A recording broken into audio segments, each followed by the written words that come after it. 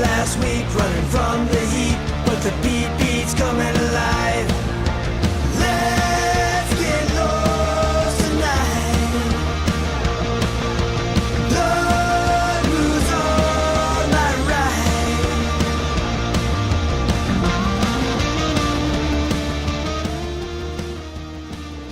Oh, hello, wackos. Welcome to this episode of Without a Country. I am Corinne Fisher.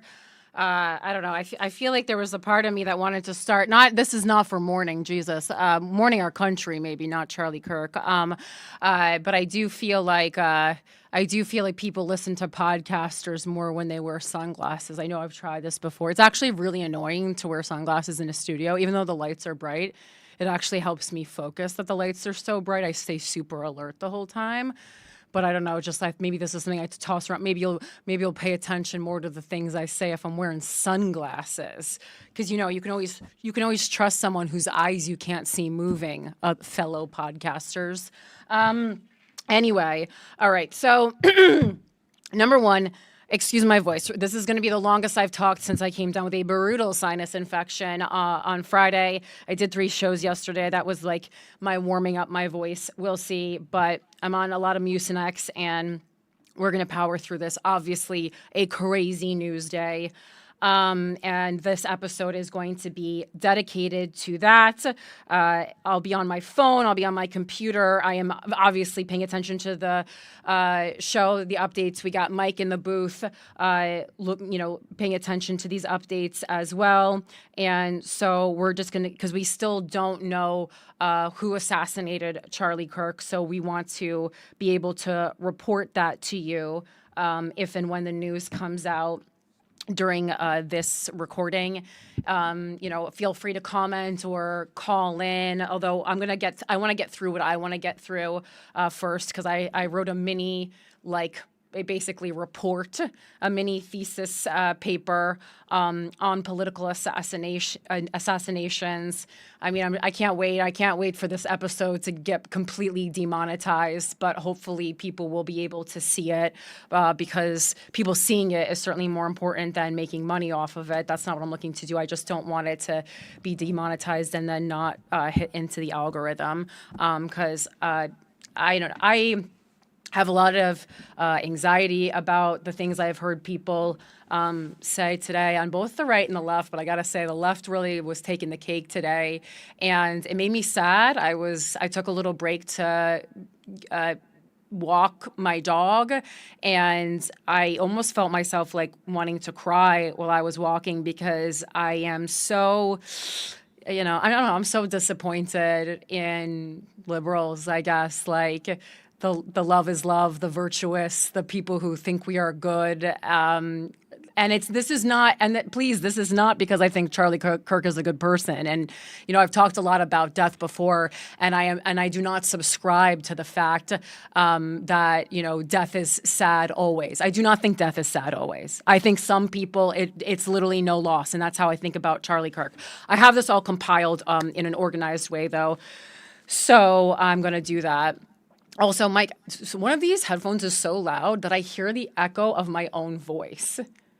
So if you could take care of that, because it's crazy. All right.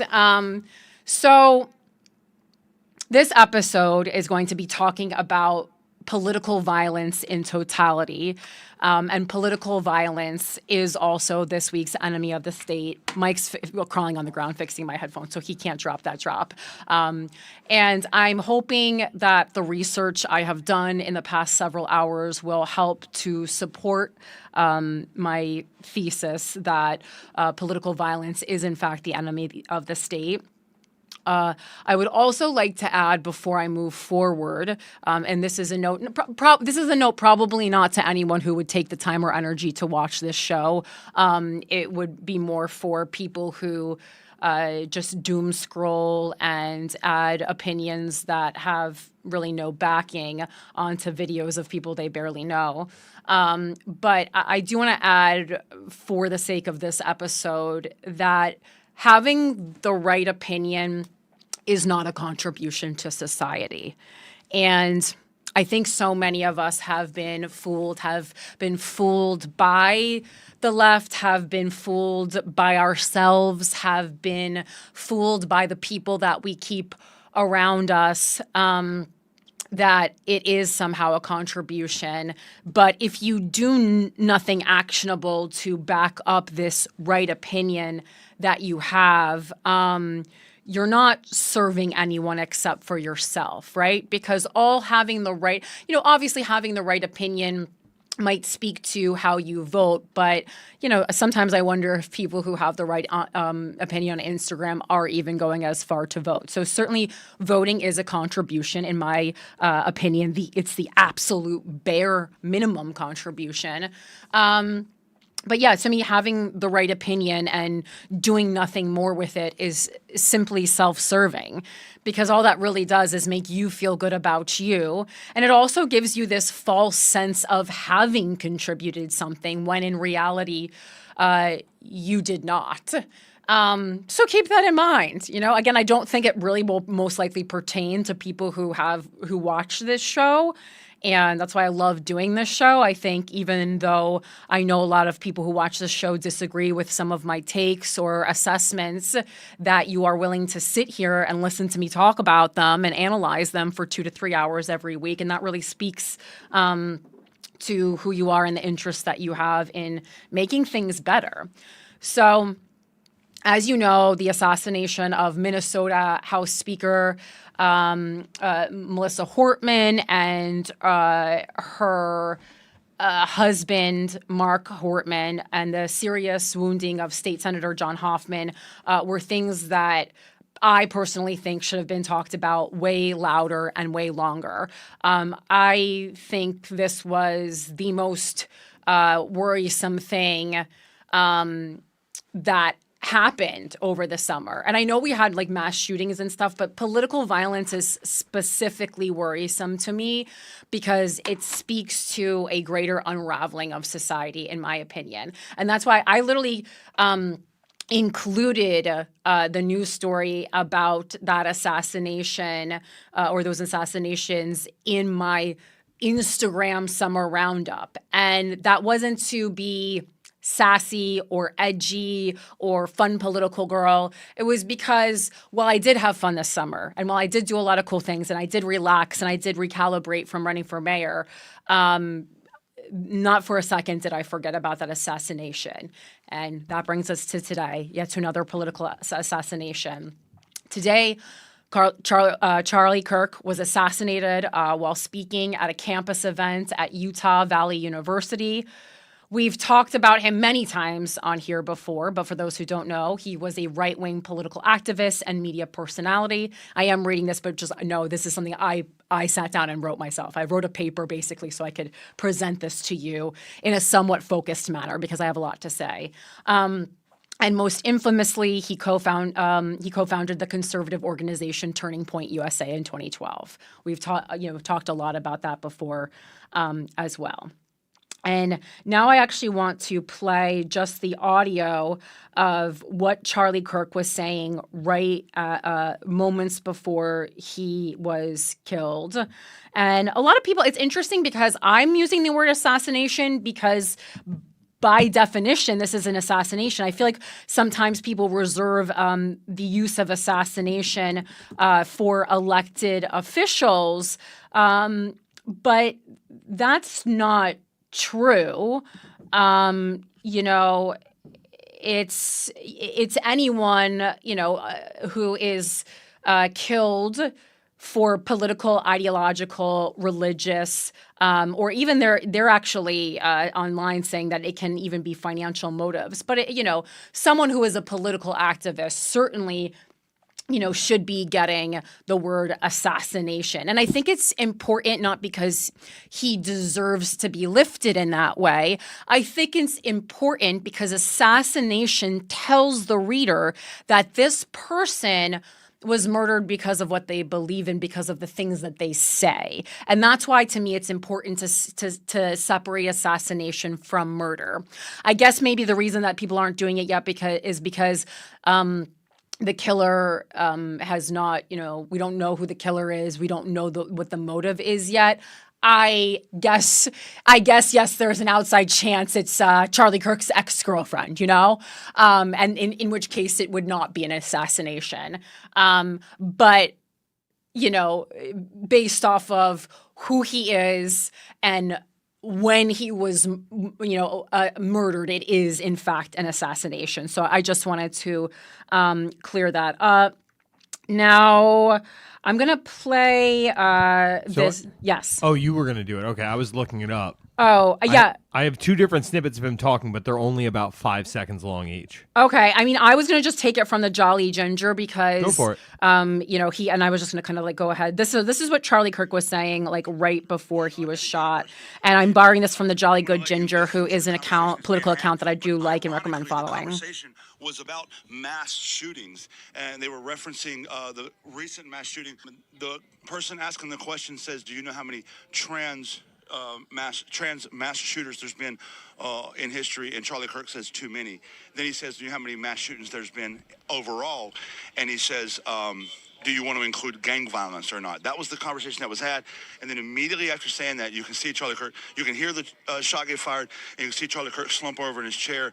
Absolutely terrifying moment. Listen, I strongly advocate against violence. This is just Jolly Good Ginger talking. I was glad that he was against political violence because I really respect him, and he's very peaceful, and I'm glad he stayed true to his peaceful nature. Being brought onto a school campus and someone being shot.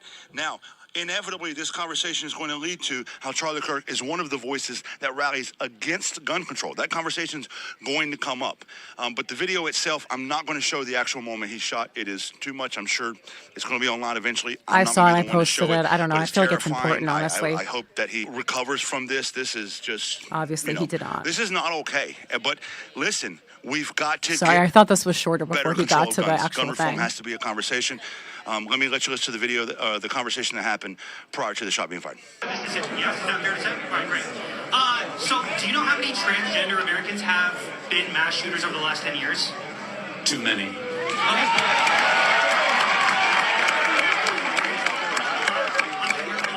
It's 5. Okay, now 5 is a lot, right? I'm gonna give you some credit. Do you know how many mass shooters there have been in America over the last 10 years? Counting or not counting gang violence? And then right after he says that, the shot goes off. So if that was hard to hear, he's answering questions as part of it's a Turning Point event at Utah Valley College, and the person asking the question says, do you know how many trans mass shooters there have been? Charlie Kirk says too many because, of course, you got to get in some transphobia before you get assassinated. And then the person asking the question says 5. He specifies 5 because, he decided to do his due diligence and actually bring data to the conversation. And then he asks, do you know how many mass shootings there have been, in totality? And then, I guess recently, sorry. And then Charlie Kirk says, again, not, conveniently not actually answering the question because he doesn't know the number. And then he retorts, are we including gang violence? Because, Charlie Kirk obviously has, a history of spreading extremely racist, misogynistic, transphobic, homophobic rhetoric. And, he died doing what he loved, spewing hate and misinformation. So, God bless. I don't like this guy. I don't care that he as a person is dead. I do think that when some people it's fine for them to not be around anymore when they die. I understand that he was a father, but that's not why his death bothers me. I actually believe, and I know this is going to be a hot take, but I believe that kids are better off having no dad than a bad dad. I think Charlie Kirk is a deeply bad person. And my support to back this up is scrolling through Instagram on Father's Day. I think that the damage done by having a bad person as your father is worse than the damage of your father not being there, right? In this way, I do feel like his kids can kind of remember him in however their mother decides to memorialize him, and it could be better. I don't know. My only expertise, again, is scrolling through Instagram on Father's Day, and then also having a dead dad myself. I am not a parent, though. I don't have kids. All right? We know this. So this assassination for me is not defending the stance that human life is precious, but rather a conversation about how the normalization and prevalence of political violence speaks to the erosion of democracy. I have always felt this way, and that is why I was so bothered by the Minnesota assassinations, and it is why I am so bothered by Charlie Kirk's assassination. This is not normal, and I know that we have become damn near immune to gun violence, but we cannot. And, when you are the people who are assassinated, their lives are not more important than people who die in mass shootings at concerts or churches or children, of course, in schools. We're not saying they're more important, but I do think that, the prevalence of political assassinations brings it to this next level of absolute chaos in a way that we have not seen in America in a very long time. To me, political violence is yet another sign that the United States of America is falling apart. It is a sign that we have completely lost faith in elected officials and legislation, and that we have to take matters into our own hands. It, to me, is telling us that even darker times are about to come. And additionally, for liberals, I feel like it highlights our hypocrisy. Are we against gun violence in totality, or are we only against gun violence until it takes down one of our enemies?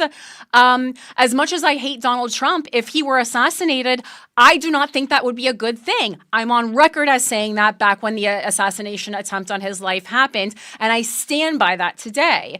A lot of people, liberals, are sharing the quote online, that Charlie Kirk said. He said it's worth the cost of, unfortunately, some gun deaths every single year so that we can have the Second Amendment. And yeah, okay, so I guess in theory he died for what he believed in.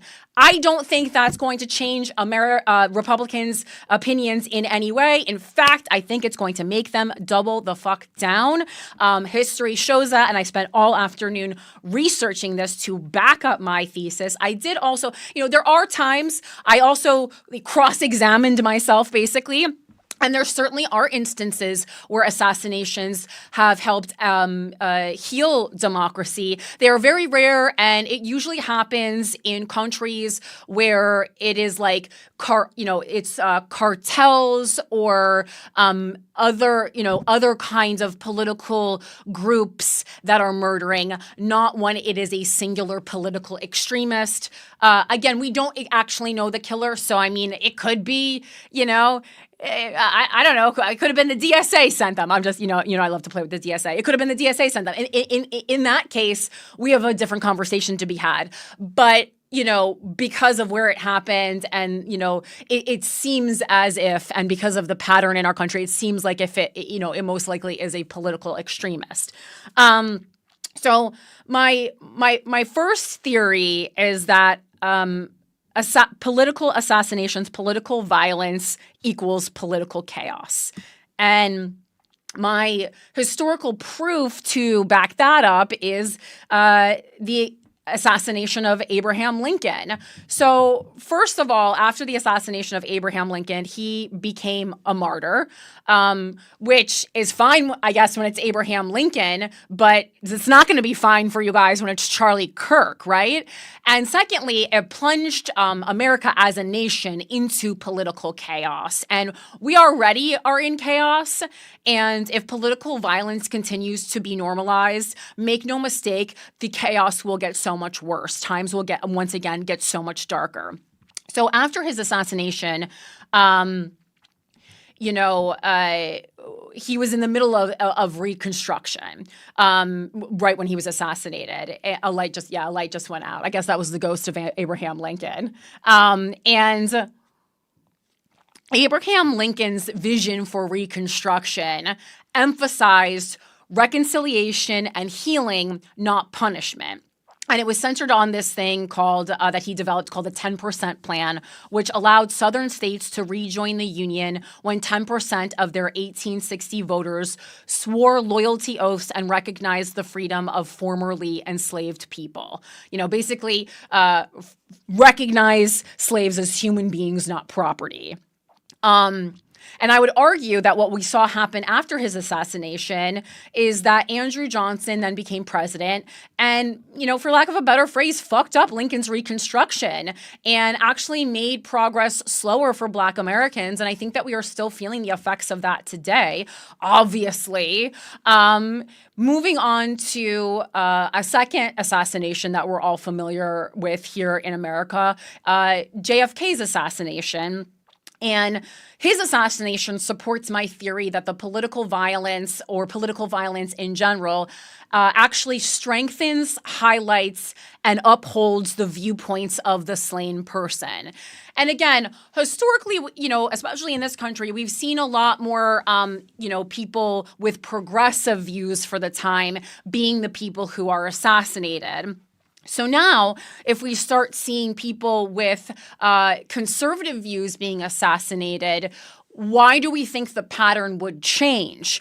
In my assessment, it will not change. It will simply strengthen, highlight, and uphold the viewpoints of the slain person, as it has shown time and time again to do. So now, instead of having Charlie Kirk's viewpoints kind of just stay, with the turning point people, they're now going to be talked about. More people are going to know who Charlie Kirk is. More people are going to be introduced to his viewpoints and most likely radicalized by them. Because there's going to be a lot of people who go, like this guy was killed. What was he saying? Look into it. They go, wow. No wonder he was killed. He has some really interesting ideas. I think I'm going to start living my life by those ideas. This is so fucking common that this happens. People, in America were so sad about JFK's assassination that when Lyndon B. Johnson took over as president, he knew he had to continue the civil rights work that JFK was doing. And part of the reason that the Civil Rights Act of 1964 passed under Johnson was because JFK's assassination created this moral urgency. And again, moral urgency is not party specific. Oh, you think only liberals have moral urgency? We know damn well conservatives love moral urgency. I would argue both sides love moral urgency equally. It's a huge part of politics in today's climate. And if you think that the moral urgency of the right is going to all of a sudden flip to a level-headed conversation about gun control, I don't think you're really living in reality. After JFK's assassination, we also start to see a real erosion in public trust in the government and a huge increase in something we talk about a lot today. That's right, conspiracy theories. It surges at this point in time post JFK assassination. And ask if you have a relative who was alive. My mom was a little girl when JFK was assassinated, and I've heard her tell stories about this all the time. She said, this was a core memory for her as a little girl. This shook the fucking nation, okay? And both Pew and Gallup studies done between 2018 and 2023 show that after shootings, Democrats fight for stricter gun laws, and Republicans' thoughts on it largely remain the same. A 2019 political behavior study found that Republican voters exposed to high-profile shootings not only did not increase support for gun restrictions, they actually doubled down harder on the Second Amendment. Additionally, this often supports their want for more citizens to be armed, not less. It supports their want for armed guards to be present everywhere, for this militia-like presence that we already see Donald Trump doing in D.C., in L.A., in New York, if people get ICE in New Jersey. It's happening everywhere.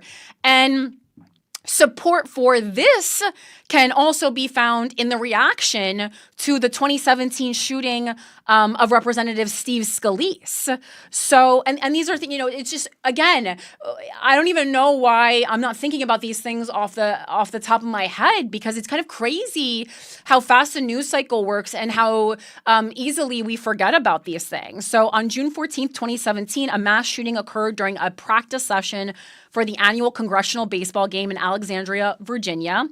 66-year-old James T. Hodgkinson shot 4 people, including then U.S. House Majority Whip Steve Scalise, U.S. Capitol Police Officer Crystal Griner, Congressional aide Zach Barth, and lobbyist Matt Micah.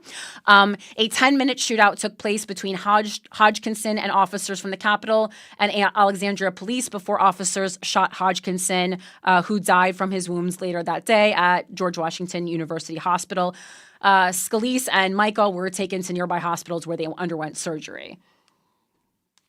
Now, who was Hodgkinson?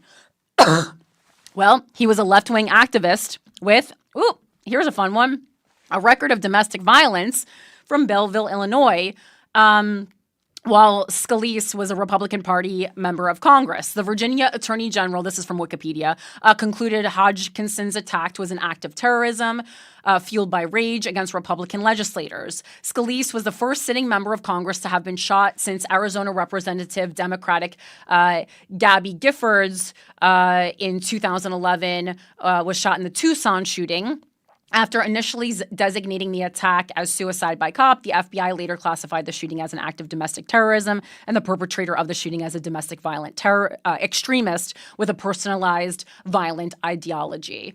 So a lot of these people have violent pasts, or even if, they are members politically of the party that you want them to be members of or that you side with, they still have a lot of other things on their rap sheet. And if you think that having one of their own shot or experiencing gun violence changed Republicans, here are some quotes that Republicans gave after the Steve Scalise shooting. Representative Chris Collins, Republican from New York, after that 2017 shooting said, quote, "It's going to be in my pocket from this day forward," referring to carrying a gun in public. Representative Barry Loudermilk, Republican from Georgia, suggested members of Congress should be allowed to carry guns to counter such threats. That'll be a fun new twist when our elected officials are carrying guns, shooting each other, maybe shooting constituents when they interrupt town halls. That'll be fun. Can't wait for that. That's happened before. Well, I'm sure it's any way that you can or get shot is going to happen. Do you know an example of an elected official shooting a constituent? Yeah, it was a guy. He shot a man on the steps of the where January 6th happened, so like the halls of Congress. I can't remember if it was the guy who was sleeping with his wife or the guy who reported. Well, but that's on his wife cheating on him. I hear you, but that's not politically motivated. We see stuff like that all the time. That's like domestically motivated. Still problematic. When do we see people bring guns into Congress to settle extramarital affairs? Well, no, but I'm just saying, like, shooting, like, your wife's the guy your wife's having dalliance with is not, that's again not okay. I talk about that a lot too. Senator John Kennedy says after a mass shooting in NYC, he says we don't need more gun control, we need more idiot control. So basically, any way that they can find that they can find a pathway around guns are the problem, they will. They have done this historically. This is not changing. And also, I mean, as we know on this show, everything goes back to financial means. So as much as we like to point fingers at people who are taking money from AIPAC, let's also talk about people and their relationship to the NRA and pro-gun lobbyists. So let's not only think of one issue right now. So historically, assassinations of conservative leaders often become these rallying cries, right? And I have more information from other countries to back this up. We saw this in the Netherlands in 2002 when Pim Fortuyn was assassinated. This was a guy who was wildly anti-immigration, anti-immigrant, super big racist, and what happened after he was assassinated was his supporters showed up at the polls in droves, and it helped fuel his anti-immigration sentiment even more because they wanted to continue carrying on the preaching that he was doing. They thought it made them think of his anti-immigration views as the frickin' gospel, and also people tend to, when someone dies, they have this thought like, I don't want this person's death to have been in vain, especially when they died for what they believe in. So I now will be important and have purpose for carrying on what this man bravely died for. Another example is the assassination of George Lincoln Rockwell, who is the founder of the U.S. Nazi Party. On August 25th, 1967, Rockwell was shot in front of a laundromat in Arlington, Virginia. His assassin was John Patler, a former editor of the Stormtrooper magazine. Patler had been expelled from the party for creating dissension between dark-haired and blonde Nazis. And so this teaches us, and again, this is a little bit Selena coded if you want to go into a pop culture example, but when people are fans of you or when you radicalize people, you can often radicalize them against you, okay? And this is, I'm not trying to claim that I have the same amount of power or influence as the leader of the Nazi party in the U.S., but I know this, and that is why I always tell you, if you start following people on Instagram or, whether it's Charlie Kirk or Hassan Piker, I hope that you are still taking in other sources and that you are sometimes finding yourselves in disagreement with these people. The chances that two human beings would consistently agree on everything is almost 0%. So that's why I always tell you, if you find yourself continuously agreeing, even with me, check out, don't watch the show for a couple weeks. I stand by that.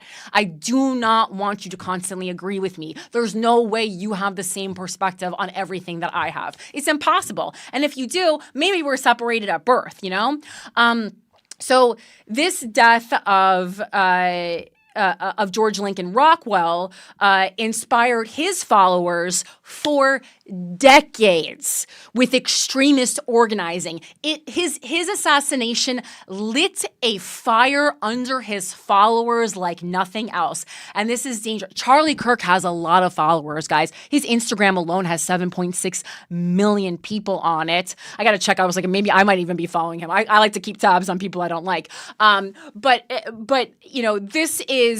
this is so often what happens.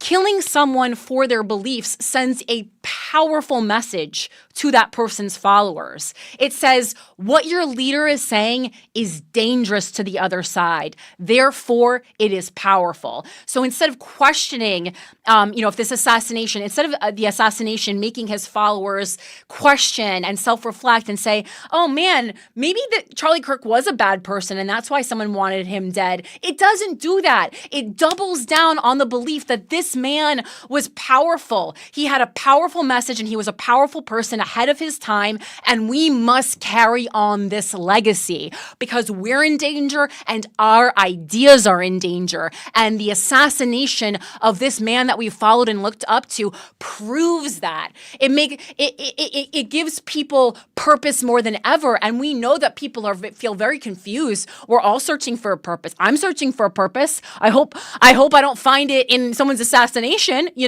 but people get it in weird places. Additionally, conservatives historically speak about crime as a moral issue that is going to be solved with authoritarian solutions, not systemic reform.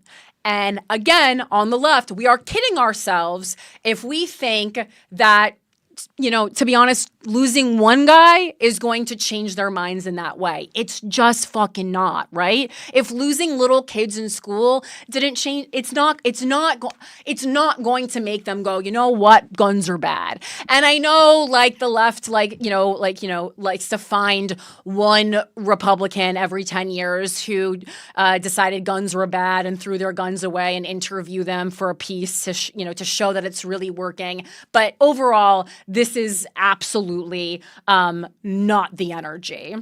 This often will increase polarization, political assassinations, and it further backs up the Conservative Party's viewpoint that liberals are crazy and that Christianity and this old school American living and white men, all these groups of people are under attack. It just helps them prove their thesis that they have, so much power goes to anyone who can feel like the victim and promote themselves as the victim.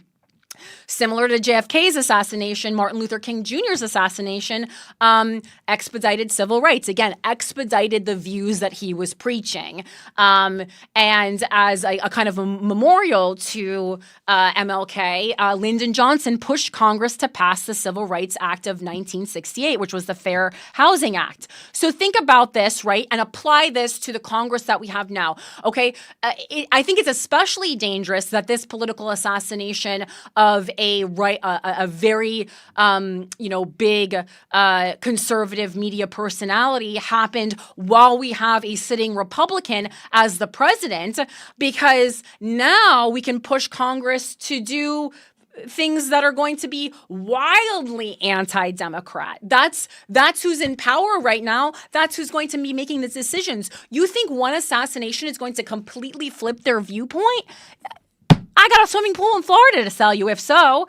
So in short, an assassination of a person sets off an alarm in people's heads that says not only is what this person's saying important, it is so important that the other side felt the need to kill him for saying it.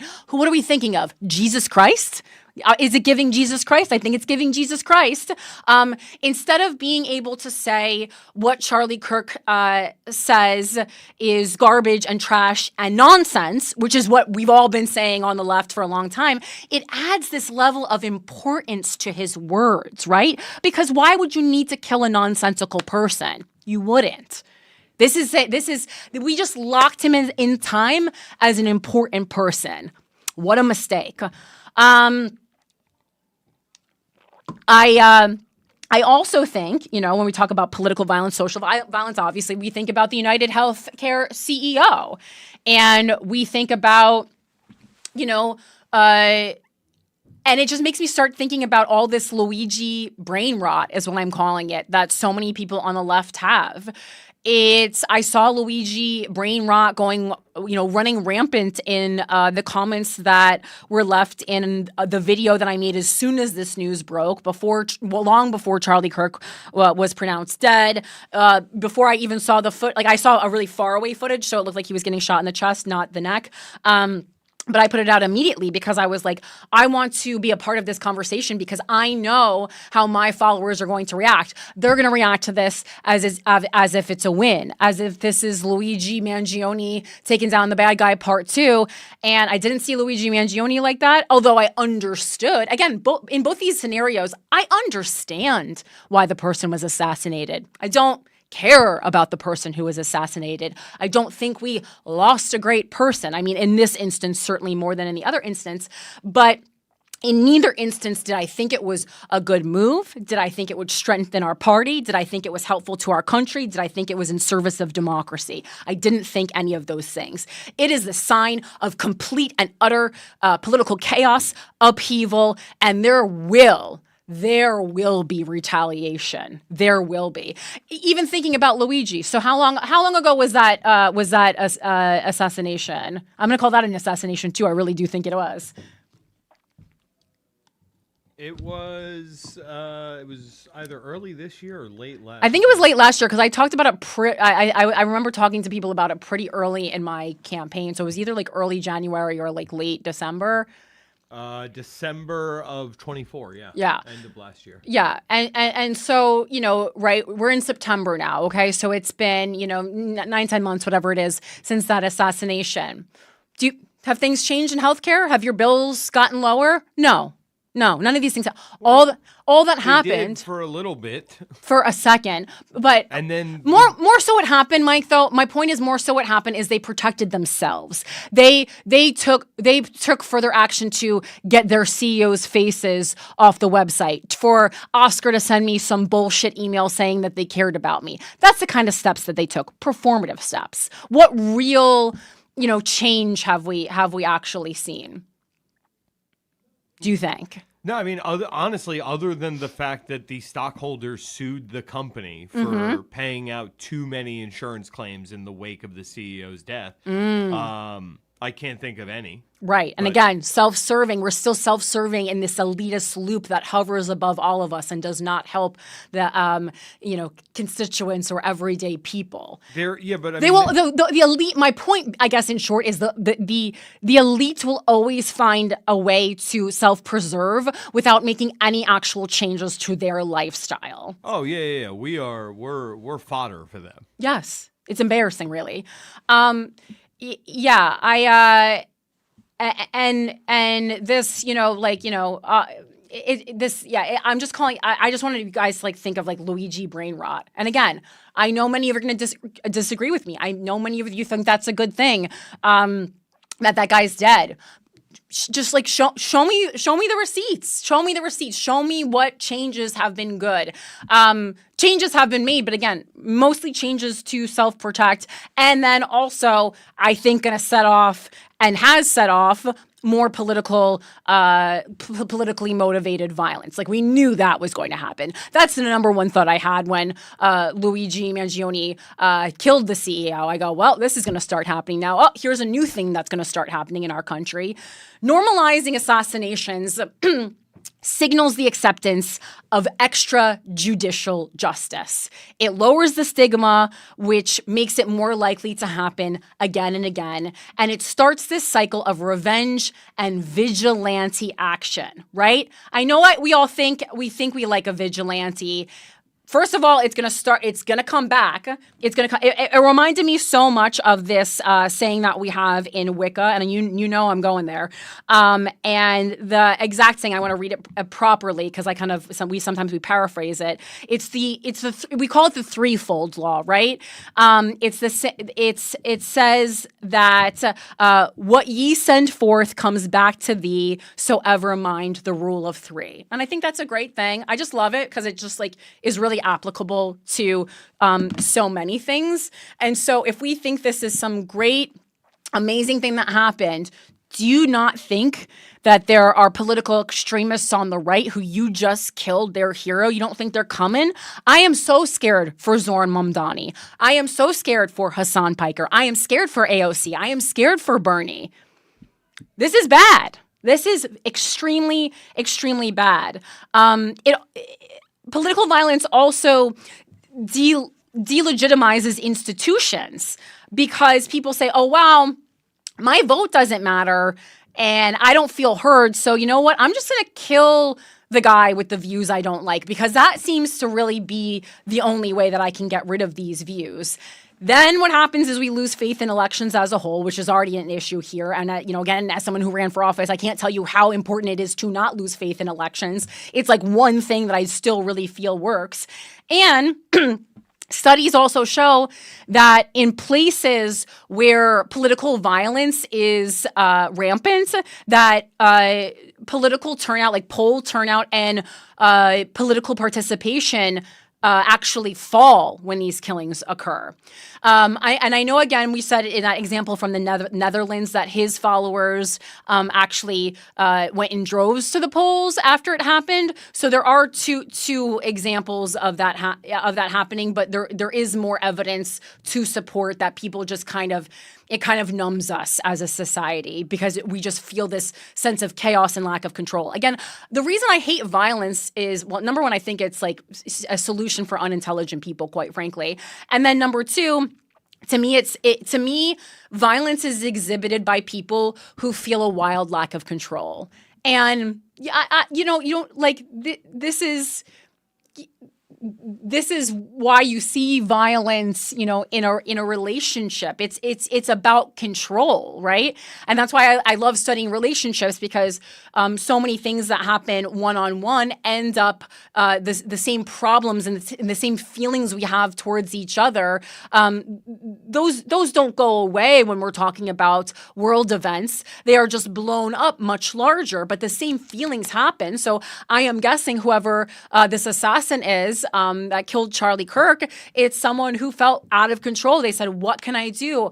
And, a lot of things that can change society take a lot of time and energy and, quite frankly, money, to get legislation passed, to run for office. These are all very expensive things and they take time, and people need control now and they feel out of control and they want things to change now. And so they go, I think the fastest thing to do is just to kill this person. Also, studies have shown that that political violence makes people, and I inserted good people, but it makes people less likely to speak up or run for office because they become scared. So as much as people want to participate in politics and good people do want to run for office, a lot of people are scared. And they're scared of, just being attacked with words. So now let's add on being attacked with violence. And let me tell you, I was attacked with words during my campaign in person, and it was fucking brutal. And I am someone who has a, over a decade-long entertainment business career, so I'm quite used to being attacked with words, and it was still a lot for me to handle. Especially because it's different when you're running for office because you're actually when I'm attacked in entertainment, I go, well, I'm being attacked for something that's rather self-indulgent, whatever, But when you're, or at least the reason I ran for politics, even though I now believe it to be even more self-indulgent than entertainment industry, in theory and in practice for my campaign, I was running because I really was mad that things sucked so bad and I wanted to make them better.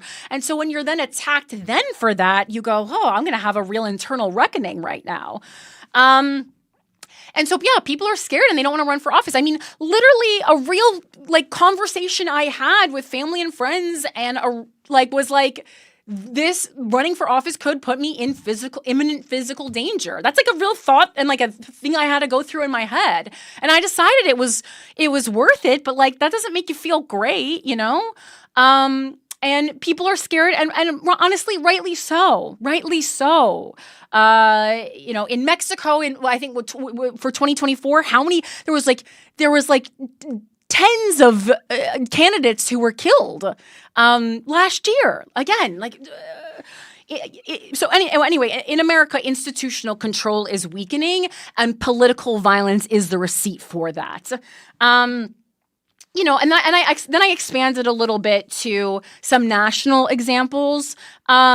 These are going to be a little bit different because there are large criminal groups involved, although you could, certainly describe the American government in and of itself as a criminal group.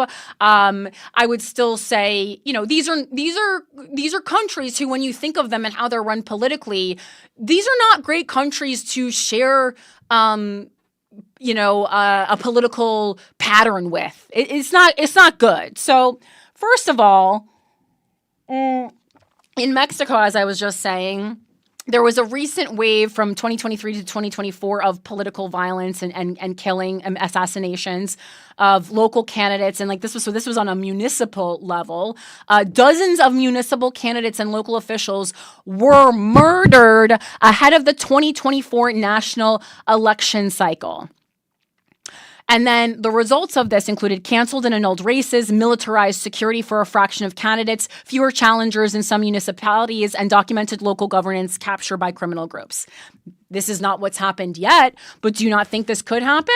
Do you not think that, a president who already has basically told us he wants to be president for a third term, which is illegal in this country, do you not think that the assassination of one of his most outspoken allies, Charlie Kirk, is not going to give him a reason to continue promoting authoritarian ideology? Do you not think that? Do you not think this exactly what happened here is possible? Oh, it's possible, babies.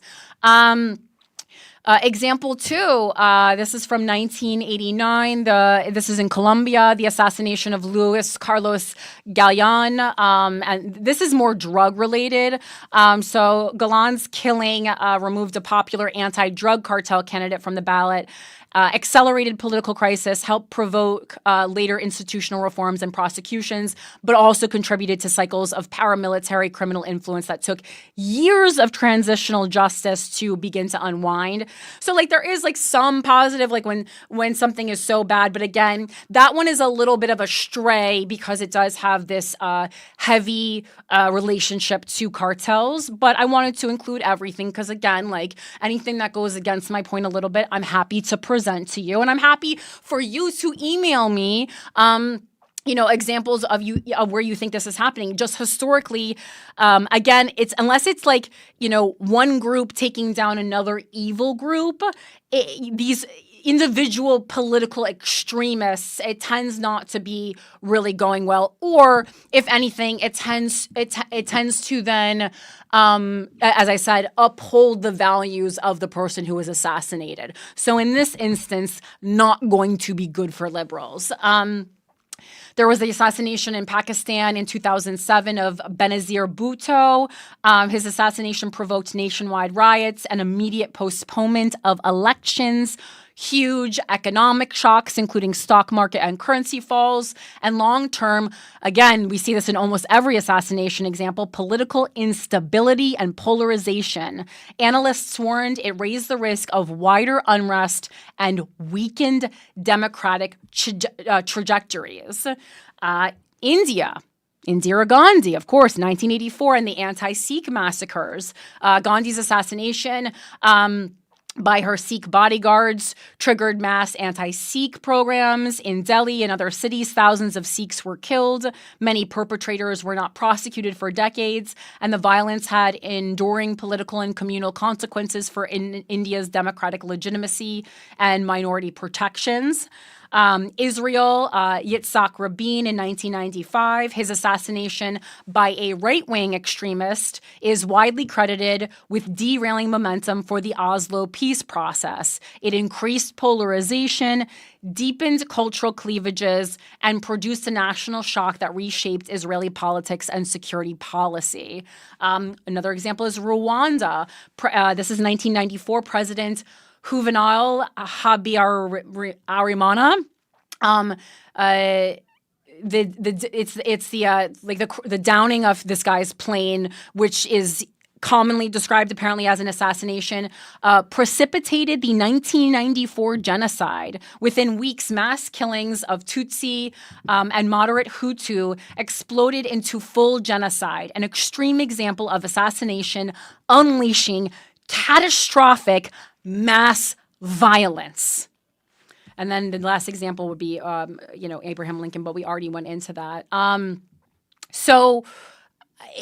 Although historically there have been mild pros from assassinations, it seems like it's mostly the pros come from when we assassinate the good guys, not as much the bad guys. And again, history doesn't lie. History is your handbook. It's your best template for things to come. History repeats itself. We can learn from it. We do not have to spitball ideas in the Instagram comments. There is a fucking template for this shit. It's crazy that you just are, that the left is just pulling ideas out of their assholes like we don't fucking have a handbook, a playbook for how this goes down. We are stooping to their level of crazy. It is reactive. We need to come up with our own plan. That is why Zoran Mamdani's campaign works, because it is peaceful yet firm and focuses on uplifting, on lifting people up, on lifting like regular everyday people up rather than attacking the bad guy. He's been very open about this. He ran a very clean campaign. Bad guys are very powerful. They cannot be taken down easily. Charlie Kirk is one bad guy. We just pissed off hundreds of other bad guys. And I'm scared for what's going to happen next. And again, I just knew how so many of my followers were going to react. Like, it is wild to me that I lost hundreds and hundreds of followers today for saying I don't think the solution to the conservative authoritarian state that we are headed in is to fucking start gunning down YouTubers. Like, I don't even think, like, I know he's more than a YouTuber, but you know, he really not. He's a glorified YouTuber. To me, like, I know a lot of people are calling him a political activist. To me, I think Charlie Kirk, I think much more media personality. So, I mean, I wanted to just share, again, I put a video up. I put it up within moment, like, you know, very soon after the news broke. So I had to put updates in the comments for myself as facts came in. But, you know, my followers were not happy that I was not walking around singing Ding Dong, the Witch is Dead. Okay? People were not happy about this. And I know that you think that Charlie Kirk's stances brought him this karma, but let me tell you what, karma is served by the universe. It's not served by another one of us putting a gun in our hands and taking matters into our own hands. That's not what karma is. Karma is served to you by the universe. Yeah, I mean, it's so hard. There's 180 fucking comments here. Really, I don't even know. Someone said you are awful for this. I don't even know what I would be awful for. What am I awful for? awful for saying that I don't think, and this, I'm pretty sure this is a conservative person. It's so funny. She said you are awful for this, and then you go to her bio. It says mindset is everything. Let's see. Someone said people celebrating forget they get to meet God someday too. Humble yourself. Another person said a lot of disgusting comments on here. Someone says, I mean, he was totally okay with Uvalde children being gunned down and massacred. My new age made up empathy is sorely lacking. And again, just because the right doesn't have empathy doesn't mean that it will make the left stronger if we also don't have empathy. I can't tell you what a bad idea that is. Let's see. Another person said, he said gun deaths are worth keeping gun rights, so it was just poetic justice. Another person said, I'm sorry, but the hate speech he spewed has real life consequences. Sure, he has the right to speak the way Proud Boys and Nazis have the right to march with weapons. There was no repairing the harm caused on migrants, women, people in birthing bodies, queer people, people of color, etc., from his own violent rhetorics by Charlie Kirk, pronouns he/was. Oh my God. As if that's that is just hurts me because it's so fucking hack as a comedian. Another person comments, and all the far left did was turn his work into a crusade. Very agree with that. Someone says there is going to be an ugly snowball effect, exactly what our adversaries want. We're in trouble. I agree with that. Someone says if it's only okay when your side does it, it's not okay. Someone else says this country needs so much healing. My heart breaks for his wife and kids. For anyone celebrating this, you are sick. Let me see. I'm trying to go to the top. Someone thought this was a really cool thing to say. She just goes, anyway, free Luigi, which is like the most Gen Z nonsensical comment to make. God, Jesus. Really wild stuff. Someone, and this is a person I know in real life, she says, this is bad regardless of who was shot or why. I can't stand Charlie. He holds horrible, harmful views in my opinion, but that doesn't mean he deserves to be killed. I agree that this only makes him more of a martyr for the right and Republicans. This does nothing to help how inflamed tensions are in the U.S. Political violence like this is only going to get worse on the left and the right. Of course, a lot of people flippantly writing thoughts and prayers. Another person, spreading the quote that he said on April 6th. I think it's worth to have the cost of, unfortunately, some gun deaths every single year so that we can have the Second Amendment to protect our God-given rights. This is a prudent deal. It is rational. Someone else says, someone just made a couple kids grow up without their dad because they were angry with opinions. What the fresh hell is wrong with both sides of the political spectrum? Someone else says, this isn't the way. It's actually very bad for us. They're really going to turn us into monsters now, just more ammo for them. Someone else, of course, says, why would anyone consider this a win? Who the fuck are your followers? Oh, my God. Let's see. And then, my friend actually from high school goes, I'm surprised there haven't been metal detectors and checks at his events. He's a very inflammatory person, and one has to expect they are, putting themselves in harm's way when they speak out as he did. But I agree, the last thing I would want is for him to be viewed as some kind of a martyr. I 100% agree with that. But just a lot of celebrations, a lot of people calling back Luigi, a lot of people saying this is karma, a lot of people saying, he had this coming to him. Someone goes, being a douche isn't a capital offense. I would argue Charlie Kirk was more of a douche. I did a little research to find quotes where he actually incited violence, and perhaps to take a page from things that were happening, in Scotland or England, where people were getting arrested for words that incited violence. I couldn't actually find any, quotes with true calls for violence. Perhaps he's, smarter than that. But, then someone else says, and then there's just so many people who think that political violence is definitely the answer, who I just don't think, and perhaps it's because this resurgence of political violence is just happening now. So we're only new to living in a world with it. And, again, when we think about it, maybe there was a long break for a while from it, or at least it being so normalized and so rampant. But, I guess we're going to find out the hard way. And that's that. And I don't love having to, as soon as I hear someone has an assassination attempt, I don't love having to hop on Instagram and talk about it. But at a certain point, and think, I got to make a video about this immediately.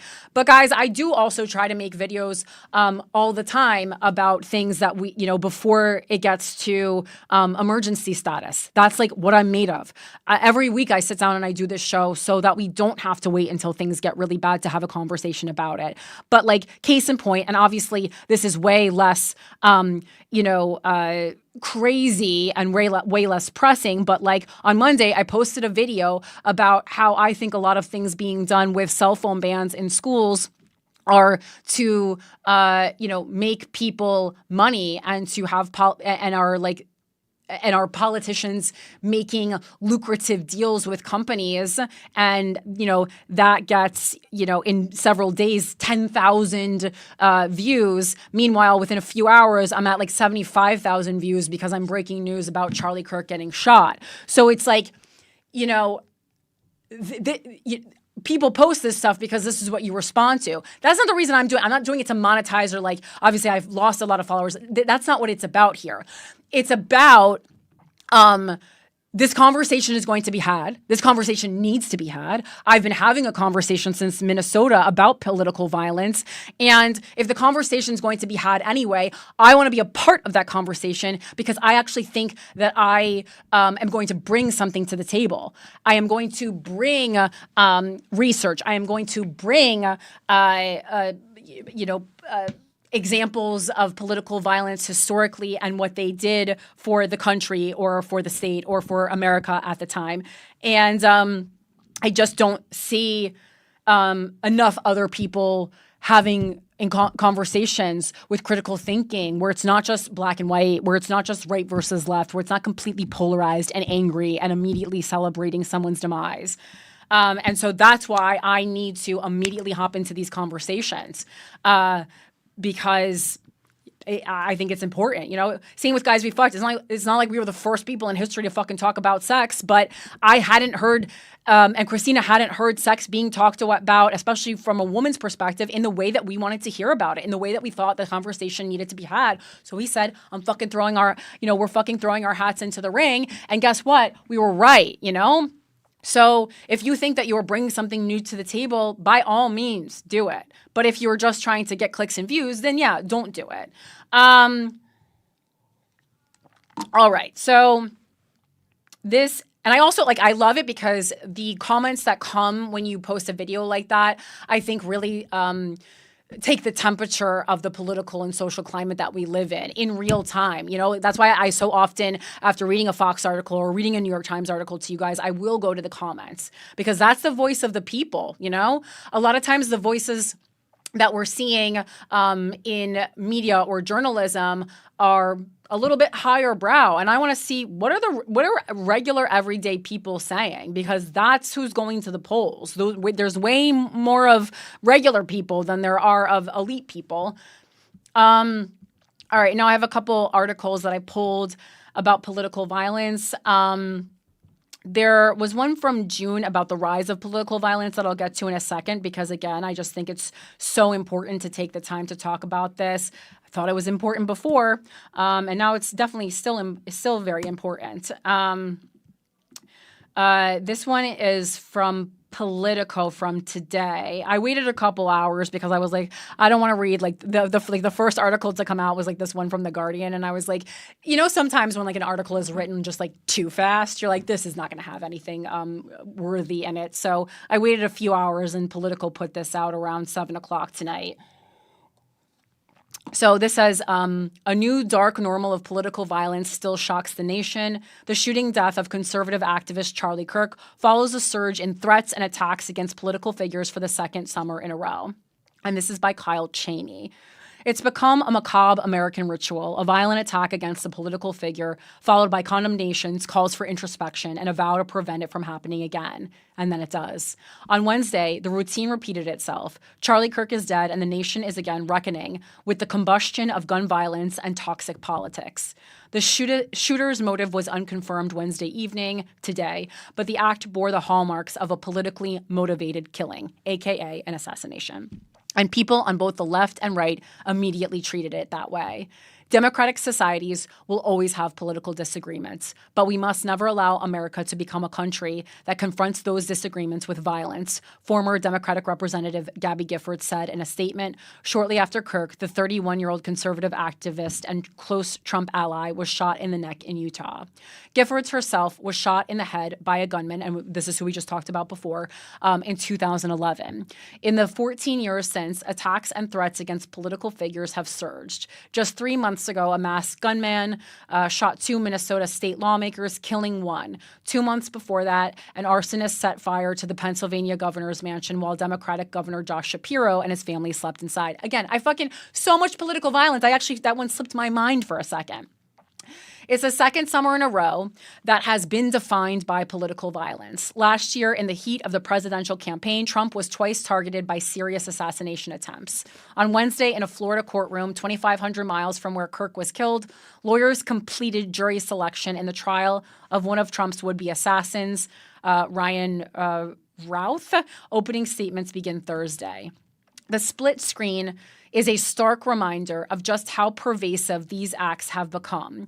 Giffords knows that as well as anyone. Since her miraculous recovery from her own shooting, she has issued the same unheeded calls to shun violent extremism. She spoke out after the Trump assassination attempts and after the Minnesota shooting, after a pro-Trump mob ransacked the Capitol on January 6, 2021, and after a shooter unleashed a hail of bullets at Republican members of Congress in 2017, nearly killing Representative Steve Scalise, which we just talked about as well. Each time, she has pleaded with Americans to embrace their better nature and fight their political battles with words, not bullets. And I mean, it has to be more than words. When I say words, I mean running for office. I mean legislation. I mean, looking at protests that actually work. Like something I was going to bring up before this happened today was, the protests in Nepal, right?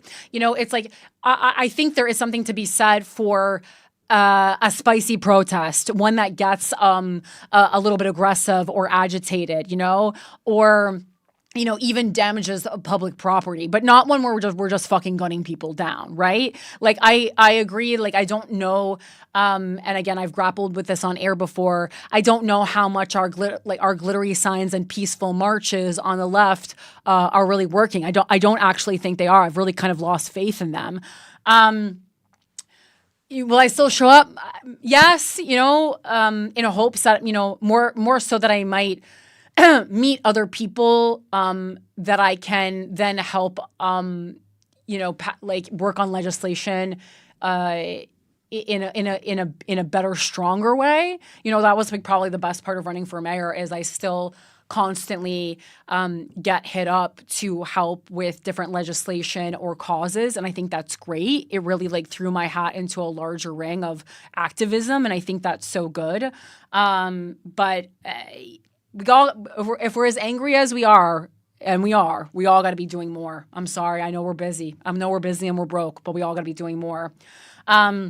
Each time her plea has seemed further from fruition than before.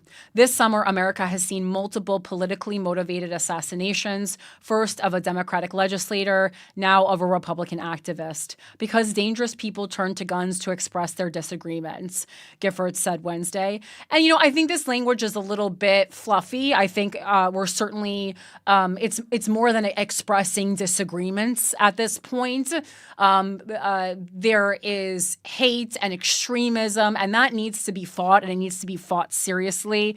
But again, I assure you, vigilantes going out into the street with guns and blood pouring out of people's necks on college campuses in America is not the fucking solution. Both parties have been targeted, and both parties share a moral and patriotic duty to take meaningful action to stop gun crime from claiming more lives. Virtually every public office holder feels the new reality, not just elected politicians like Trump or Giffords or activists like Kirk. Judges, too, have been besieged by death threats, swatting attacks, and other harassment. Justice Brett Kavanaugh was the target of an attempted assassination in 2022. Earlier this year, some lower court judges decried the harsh rhetoric that the White House has directed their way, saying the verbal attacks are stoking threats of physical violence. Justice Ketanji Brown Jackson has condemned the intimidating rhetoric, too. The threats, and in some cases actual attacks, have become background noise in Washington, symptoms of a political moment marked by toxic tribalism and a deepening sense of distrust of government institutions. Again, everything that you're seeing in my report. Lawmakers, often on the receiving end of those threats, have described it as a new and increasingly dark normal. But even against that backdrop, Kirk's murder landed with astonishing force in the shell-shocked Capitol. There's no excuse for political violence in our country. Scalise, who nearly bled out on a baseball field from a gunman's shot to his hip a decade ago, told reporters. He added a familiar refrain, "It's got to end." But there needs to be more things done. You guys are fucking, if we're talking about, words, if you're an elected official, you better be doing a lot more than words. And part of the reason that they share words is because for things to get done, they do need their constituents to vote and to support them. That really, we do need to work in unison with our elected officials. They really just can't do it alone.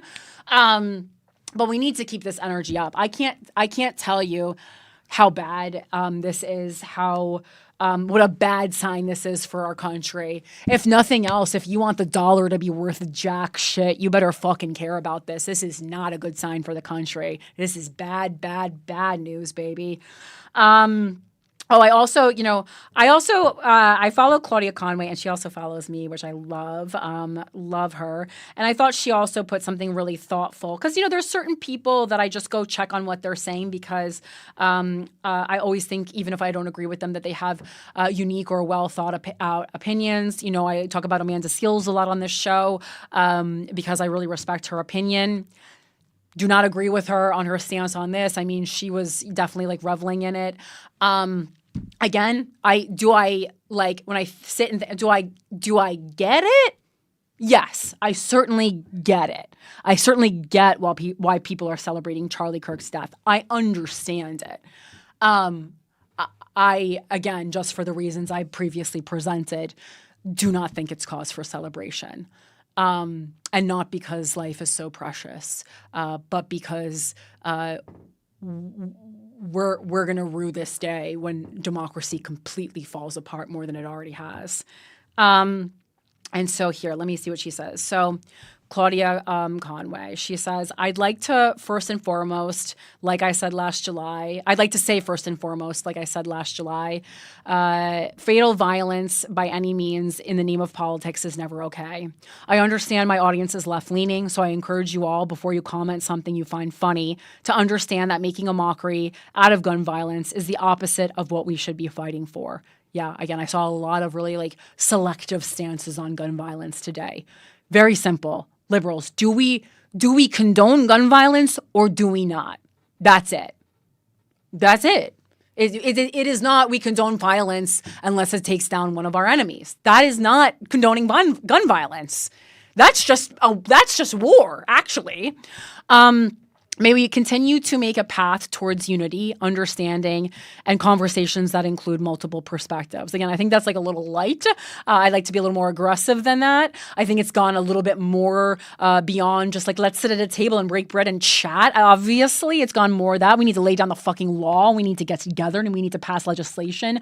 We need to send good candidates on the to represent the Democratic Party, strong candidates with new, fresh fucking ideas that are going to help working class people. But here we are.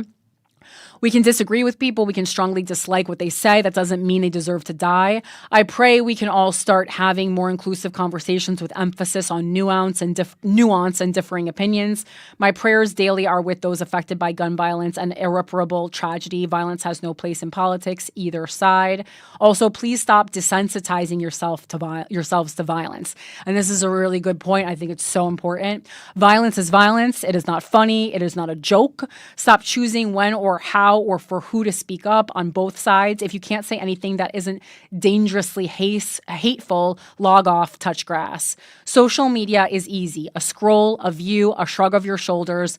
Understand that by perpetuating the same hate you see from people you disagree with, you are adding to the fire. That's the chunk that I really like. It very much aligns with what I said at the top of the show about just having the right opinion is contributing fucking nothing. If that's all that you have contributed, go to the bathroom right now, look in the mirror and say, hi, girl or boy, you've contributed fucking nothing. So why did you even waste your time? Truly. Don't even, just go volunteer at a soup kitchen or something. Stop sharing your opinion because you're doing fucking nothing. Please lead with love. Thank you. Again, that's a little bit fluffier. Lead with love as an ending is a little too liberal for me. But it just makes me laugh because just the amount of times, that I've marched for liberal causes, which is many, and just, when Hillary Clinton, when we were talking about Hillary Clinton possibly being president, and people, I guess, during, when we were trying to fight off Trump the first time, and people were marching with cardboard glittery signs that said, love is love. I mocked it then, and I continue to mock it because, and not because I don't believe in love, but it's because I don't believe that liberals believe in love more than conservatives. I don't, and we are seeing that now. We're seeing that. We were hiding it before, but now we're fucking seeing it. But I knew it because I was on the inside. I was talking to liberals. I had experienced the wrath of liberals. I'd experienced it for first fucking hand. That's what woke me the fuck up. Damn, it's not a good, pro tip. Try not to get a sinus infection the week that someone's going to get assassinated. All right. Oh, and then, okay, so let's go into this other article that came out pre this assassination about political violence in general. This is from Johns Hopkins University. It's actually like their hub, like jhu.edu. I love kind of articles like this. This is a shorter one. This is by Hannah Robbins. It says, a gunman entered the homes of 2 Minnesota lawmakers on June 14th, killing one representative and her spouse and wounding the second couple. The incidents, which coincided with a major military parade in Washington, D.C., and thousands of No Kings rallies across the nation, are the latest in a growing number of politically motivated violent acts committed in the U.S.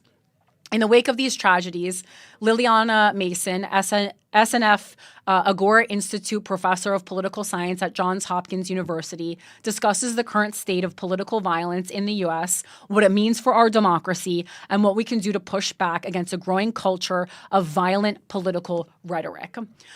Mason studies partisan identities, attitudes toward political violence, and increasing political polarization. She authored Uncivil Agreements, How Politics Became Our Identity, and co-wrote Radical American Partisanship, Mapping Violent Hostility, Its Causes, and the Consequences for Democracy.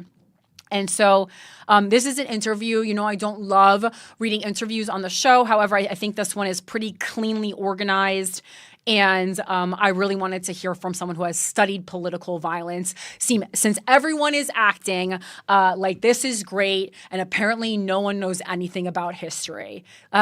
Assassinations are some of the most prominent things that from our history. Some of the most talked about things in history are in American history are the assassination of Abraham Lincoln, the assassination of JFK, the assassination of Martin Luther King Jr. Come on, people. How do the shootings in Minnesota reflect rising political violence in the United States? They are vivid examples of that was a question, this is the answer. They are vivid examples of the dangers of both violent political rhetoric and increasing partisan animosity, and the existential stakes of our politics. Early reporting shows that the shooter came from a conservative religious background, again, we're talking about Minnesota here, and listened to media sources like InfoWars, which regularly demonize and dehumanize people on the left. That kind of rhetoric erodes our social norms and creates an environment where an unstable person might direct their violence in a political direction, right? And so anytime we're applying something to the right, you know, the bad right, stay away from us, can we not take a moment and also apply this same thing to ourselves and at least do a check-in with ourselves and say, oh man, are we doing this same thing on the left? Are we? Could it be possible that we also do the same thing, that we dehumanize Republicans? And anytime I try to bring something like that up, they go, well, they dehumanize us with their legislation. Okay, you know what? Then just go get a gun, I guess. Then go get a gun. Learn how to shoot a gun. That's my recommendation to you. Because I went years ago because I fucking knew this was coming and I learned how to shoot a gun. So if that's your solution, if that's your fucking response, go learn how to shoot a gun because you're going to fucking need it. Yes, the number of threats against elected officials has been skyrocketing. We know this because the Capitol Police said that in 2024, they had more threats against members of Congress than ever before. The Bridging Divides initiative out of Princeton has also been collecting data on violent threats against local government officials and conducting surveys about threats not reported to law enforcement. It's a scary environment. And an event like the one in Minnesota only makes the fear more real and palpable. Next question. How does political violence erode the overall health of our democracy? And again, I pulled these articles after I had already written my thesis paper. But I didn't fully, I just went over the ones that were written by experts. It's not like I only found articles to match my viewpoints. I did extensively try to cross-examine myself, as I said. Political violence at its core is a rejection of democracy. If a person has used violence to achieve a political goal, then they've given up on the democratic process. They've given up on the democratic process. That is so, do you understand how bad that is? That's so bad. And we were talking, so this is what we're now seeing is what is the next step after apathy? And that's something that we've been talking about a lot on this show. What is the next step after apathy? We knew we were in a state of political apathy. What's after apathy? Turns out it's fucking violence. It's bleeding out from the neck at Utah Valley University or college. I don't know which one it is. Instead, they're trying to use force to affect government or politics or whatever it is that they're upset about. Violence and the threat of violence changes the face of who is participating in politics. Violent threats are disproportionately aimed at women and people of color in public office. Most people in public office are there to serve their community, and they didn't think that they were going to have to endure death threats or worry for the safety of their children because of it. When faced with violent threats, a lot of people decide it's not worth it and quit. Again, back to the stats that I just shared with you from other countries. What happens when political violence is prominent? People give up. They don't vote. They don't run for office. Because good people fucking fear violence. Maniacs step into the ring. Maniacs. We're going to have a bunch of maniacs wielding guns against each other. That's who's going to be running for office. It's going to be bing, bing, bing, bing, bang, boom. On top of that, and also, so that, this paragraph is talking a lot about, the violent attacks on left-wing people, right? And yeah, that's more common, especially in this country. That's more common. But because that's more common, do we not think that they are a higher level of expert in it? Right? So yeah, maybe maybe the left will get a few shots in against the right. But who is the reigning champion of assassinations? It's not the left. So if you don't think this is coming back harder, you're silly. You're silly. We're the party who doesn't even know what the fucking AR in AR-15 stands for. We're losing this.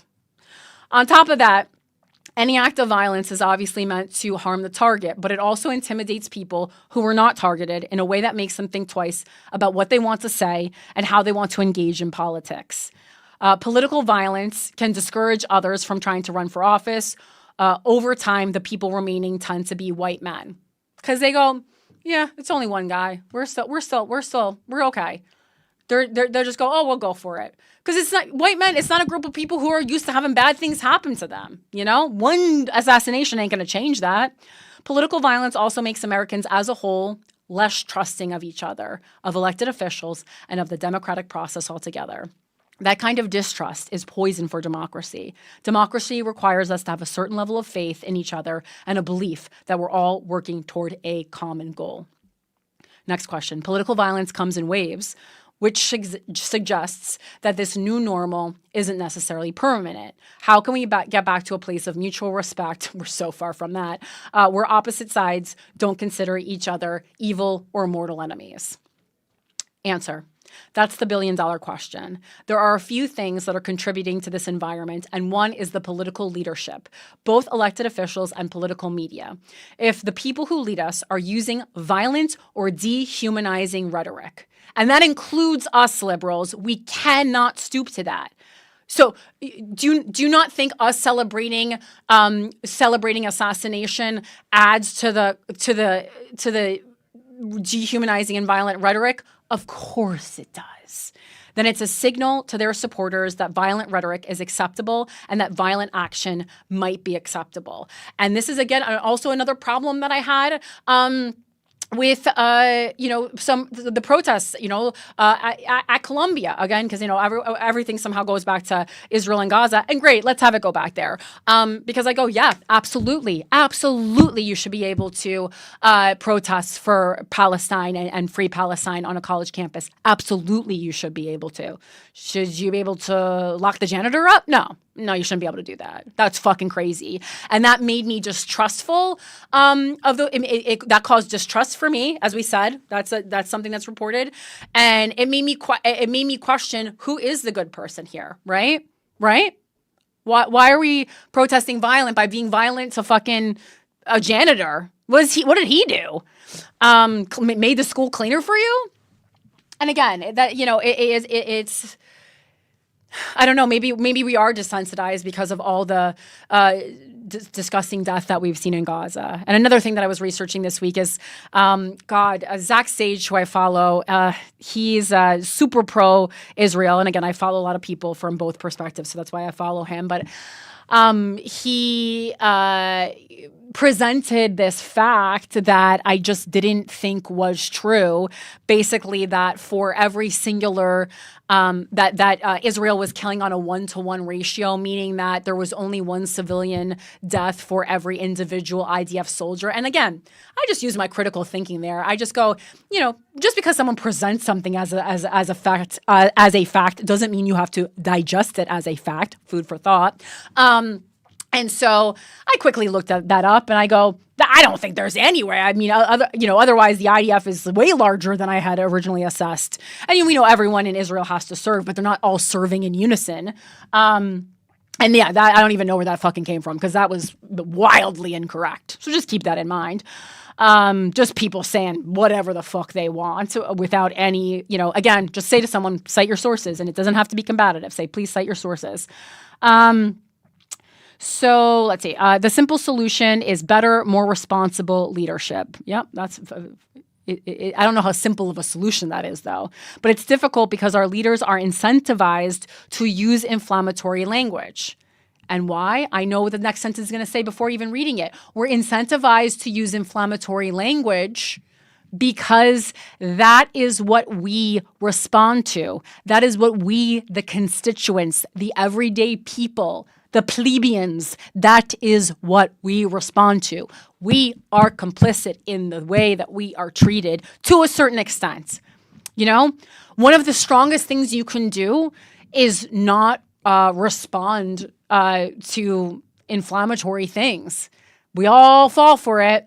It took a long time for me to train myself to not fall for it. It took me a long time, but I got there, and there's a light at the end of the tunnel, people. Politicians get more attention, and media outlets know that if they have conflict-oriented language, they can get more clicks and sell more ads. Woo! Back to money. So we can point to something that would make it better, like using less inflammatory language, but that thing is never going to happen in the current situation. Oh, speaking of which, can we is Turning Point something that's publicly traded? I wonder what the if there's are there Turning Point stocks? I don't know the financial background of that company, because I would imagine that would be skyrocketing right now. You think the value of the company would go up? Yes. Absolutely. That's an insane... No, because he's a martyr now. Someone else is going to take over. Who's going to take over? The whole thing's built off of him. I think that we don't have... If Alex Jones died, you think InfoWars value would go up? We don't have a Turning Point because they have all those influencers that they trained. And a lot of times we've seen that the response to people trying to take down these right-wing people is that money gets poured into it. I mean, even just look at fucking Cuomo. Cuomo's not a Republican, but he might as well be. I mean, this guy's losing badly, and just look how much money people are pouring into him. And that guy's a known loser. I'm just curious, Mike. Because it is known to it can make things plummet, but I would think more on a governmental level that things would plummet, and I really do worry about the value of the fucking dollar. Oh yeah, This is where you get concerned over the dollar. Well, no, I mean I'm adding to it. I mean, Mike. It's lost 25% of its value in the last 5 years. Right. So everything this is the tipping point? I think it's certainly adding to it. I just think political violence is so fucking crazy. This is one of my main one of my power topics. All right, so politicians get more attention, blah blah blah. So we can point to something that would make it better, like using less inflammatory language, but that thing is never going to happen in the current situation. One of our best options is to find ways to reduce partisan animosity, and killing one of Trump's biggest allies is, I would not say, the solution to that. According to intergroup conflict theories, you would either have something that threatens everybody, that will require us to work together to face it, though you can make the argument that COVID was that threat and it ended up dividing us even more, which was really wild to me because I actually did feel that deeply. Like as a human, I was like, oh, there is, like I wasn't scared because I was like, we're all going through this together. And so like kind of like we all die, like we all die. Like what am I, I'm not going to be individually scared if we're all dying, like that just means it's the end. Or some new identity emerges that people can unify around and understand each other as human beings again. But so far, any new identities that have emerged have eventually become partisan. I feel like I just like have this feeling that they're going to like anoint a new person king or queen. Like they're going to call up Tommy Loren or something. I haven't even heard of her lately. What the fuck is she even up to? What is she even doing? She was so hot for a second. I think ultimately the project is to bring back a common reality. And it's a much bigger problem than any one person or group can fully grapple with. As individuals, we can participate in community discussion and activity. Political violence is illegal, but we also have strong norms around not committing. We also have to have strong norms around not committing political violence. Unfortunately, these norms are eroding. She said, like, we used to have them more and they're eroding. Yeah, agree with that. And regular people Turning Point USA is a nonprofit. Oh, is it? I guess maybe I knew that in the back of my head. Very interesting. That's why you kind of like got to look into nonprofits. So you can't just blindly be like, oh, it's a nonprofit. It's doing something good. Unfortunately, these norms are eroding and regular people are more and more approving of violence. And to me, that is not like, oh, all of a sudden we became cool. That to me is going, we've lost hope. We've lost complete hope in the system. That's what that is. To counteract this, we can reaffirm that political violence is bad in our social spaces and in our communities. We can hold people to those norms and discourage them when they advocate for violence. We can be prepared to explain how dangerous it is and that it's not the way democracies function. We can reinforce nonviolent norms and not let those norms erode in the places where we each personally have a sphere of influence. All right, so I really enjoyed that. And then this is just like a sillier thing. As I guess we can use this as a palate cleanser as I close up my 90-minute segment on political violence, which I'm proud of. I'm proud of it. I stand by it. Two people, one of them was Christina, and then my friend Dee also texted this to me. So I just wanted to share this. And it's, like, If I was writing a sketch in which I had to create a Jezebel article, this is the article I would create, just so you know. This came out on September 8th, so 2 days ago. We paid some Etsy witches to curse Charlie Kirk. This is a real article that came out 2 days ago. So, I guess feminist witches are going to get attacked now. And this annoys me so much because number one, I fucking hate Jezebel. I've hated Jezebel for a long time. They've been on my fucking nerves for like a decade at this point.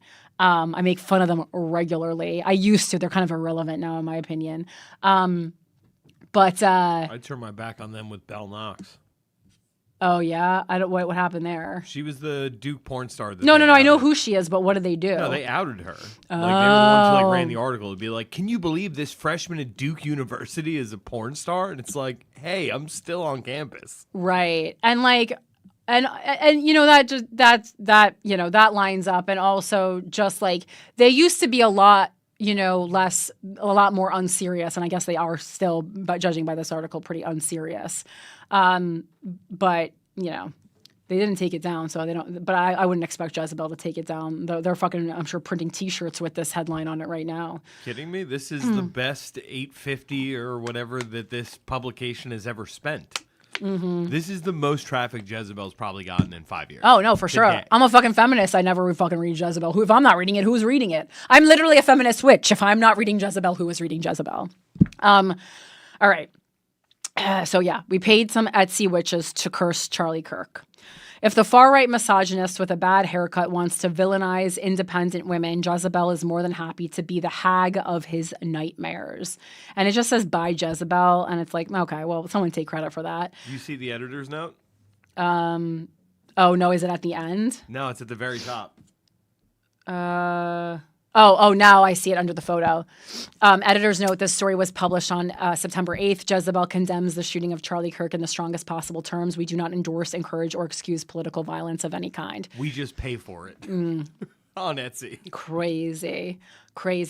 And also, like, just again, if we're going into true like witchcraft and not this like morphed fucking new age spirituality nonsense that somehow witchcraft has gotten mushed into when Wicca is actually a real separate religion and is not like associated with all this other shit, but is often mushed into like, you know, all these other new age beliefs, like, you know, angel numbers and shit.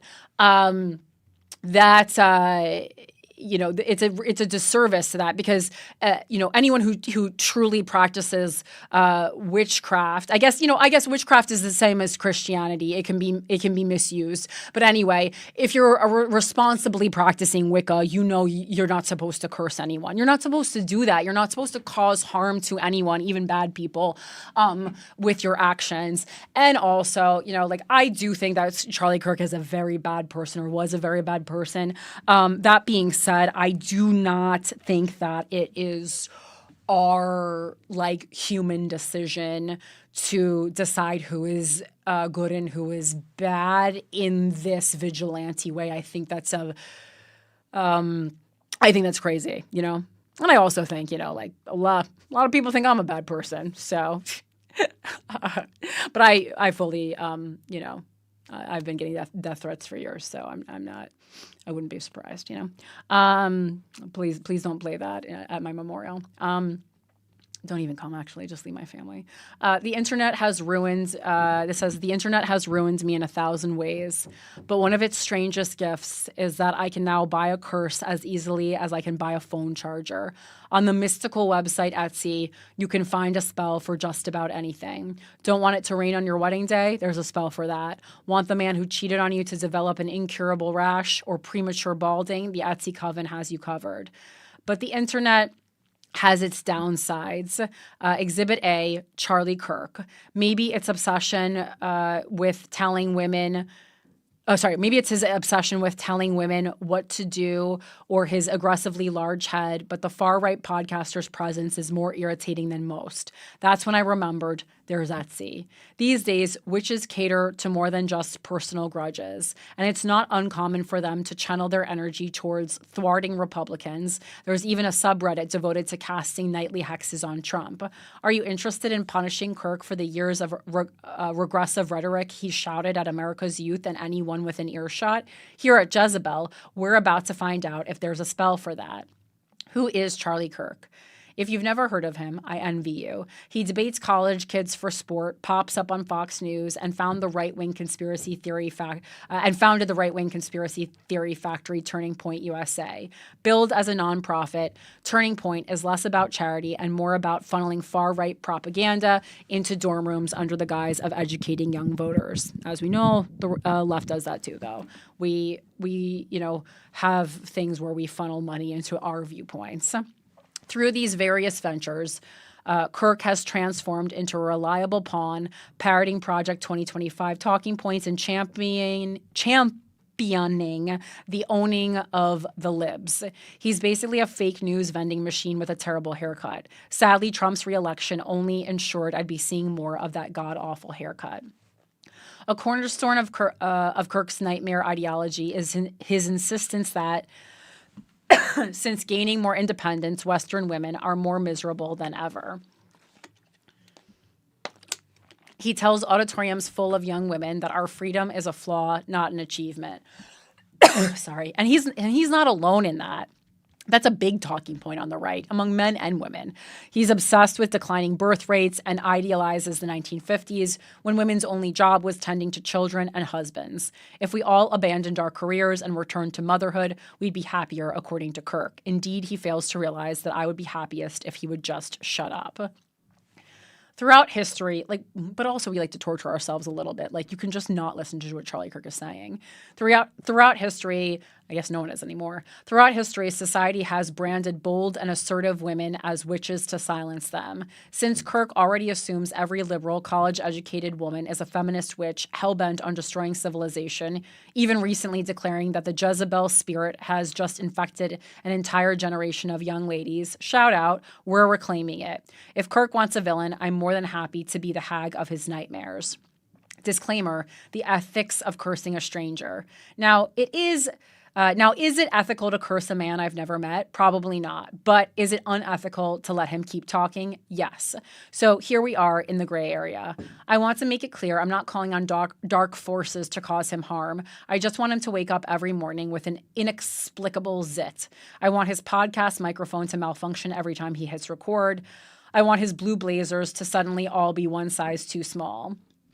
I want one of his socks to always be sliding down his foot. I want his thumb to grow too big to tweet. To ruin his day with the collective feminist power of the Etsy coven would be my life's greatest joy. And, I hope this writer was that specific when she put in her request, because you do need to be very specific when dealing with this kind of stuff. If you just stopped it at make it so he can never tweet again, you're being a little too vague with curse magic here.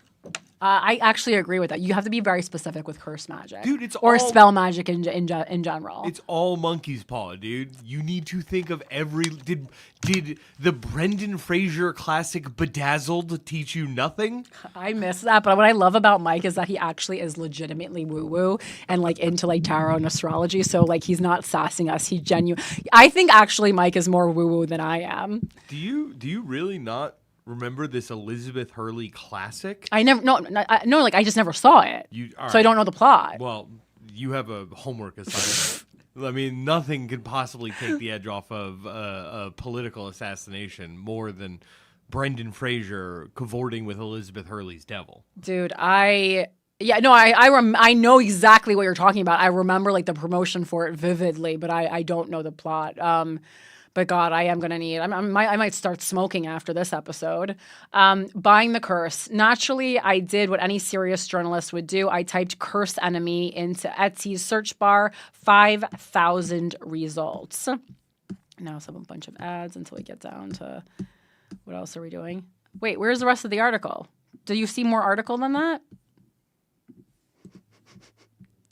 Is there no more art? Did the article disappear in the middle of me doing it? That's crazy. No, I think I have it here. Can you finish it? All right. The options were endless. Should I try Karmic Revenge, Same Day Bad Luck Curse, or Insanity Hex? Or my personal favorite, simply Hex Republicans. The reviews were their own kind of magic. One 5-star review for a quote-unquote career crusher curse. Whoa, it's a lot of C's. She had such a sweet, charming, bubbly personality. J'adore, so not exactly the witches of Salem. These Etsy witches were streamlined for the internet age and spoke fluent emoji. Then I found the crown jewel. Shit your pants spell. Review? It really worked. Thank you. At that point, it was clear I need to order multiple curses at different severity levels and price points to guarantee results. After placing my first spell, quote-unquote, make everyone hate him, I was left with more questions than answers. How long would it take to kick in? Should I have splurged for a pricier spell to make it work faster? Shortly after, the witch messaged me to try to upsell me a $50 spell booster. When I asked what it did, she explained it would amplify the energetic support of the main spell.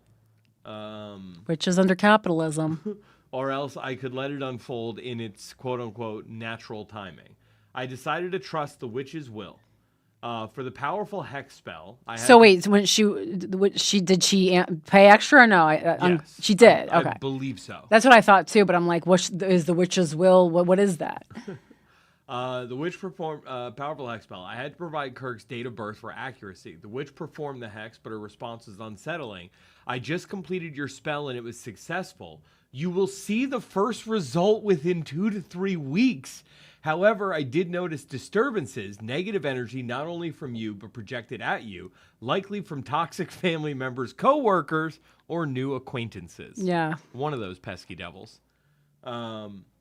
I panicked. I replayed recent encounters. The barista in my coffee shop. She was always rude, so probably not. Oh my Then I read God. the rest of the message. Would you Do you hear who we're taking news from on the left? We're talking about someone whose like most recent interaction that they think of is like with a barista at a coffee shop. Like, it was so privileged. It's fucking insane. Truly. Let's see here. Another upsell. These weren't just spellcasters. They were saleswomen, and they had perfected the dark art of the deal. I reached out to a third priestess, Lilin, for clarification. She explained the differences in prices aren't really about better/faster magic, but rather the complexity of the spell work. She told me in an Etsy message, some workings are small, focus intention with minimal tools, while other are more intricate and involve rare ingredients, more time, and sometimes even repeated castings to build up and direct the energy for our clients. I wonder what ingredients she used to curse Charlie. A MAGA hat submerged in flames, an IUD, and if enough people cursed a single person, would the results be stronger? When I asked her if she'd noticed more political figures being targeted in these days, she said yes. Clients often turn to spells when they feel unheard or powerless in the usual systems. Our magic becomes both a personal release and way of reclaiming control, she wrote. Whether the target is a host, an ex, a boss, or a public figure, the underlying current is the same. People want to shift the energy in their lives and the world around them. And there I was, in the year of our Lord 2025, staring at my computer, chatting with a witch on Etsy about the state of the world, hoping that somewhere between the cosmos and the internet, justice would be served. The aftermath. The next day, the priestess sent me her proof of cast. A photograph in flames, the edges slowly curving inward, engulfing Charlie's ridiculous scrunched up little face. She whispered, in parentheses, I imagine, trust the unseen. Chills. I'd timed the purchase perfectly with the August new moon in Virgo. According to the astrology girls on TikTok, this specific new moon is the perfect time for forming new habits and aligning goals. My personal goal, cursing Charlie Kirk. The stars were aligned. Sunday, August 24th, passed. Nothing. Monday, still nothing. Tuesday rolled around, and I begun to wonder if I'd been scammed. But then I reminded myself, this is witchcraft, not Amazon. The forces operate on their own schedule. By Wednesday, I checked Charlie's socials to see if he was spouting anything new, and of course he was. This time, he was weighing in on Taylor Swift and Travis Kelce's engagement, tweeting young women should get married just like Taylor Swift is planning to. You will be happier. Then on an episode of the Charlie Kirk Show, he told the Taylor Swift to reject feminism, submit to your husband, Taylor. It dawned on me, the witches didn't even need to curse him. The Swifties will handle him now. Let's be real, Swifties are much scarier. Or was sicking the Swifties on curse actually... Swifties onto Kirk, the curse actually working.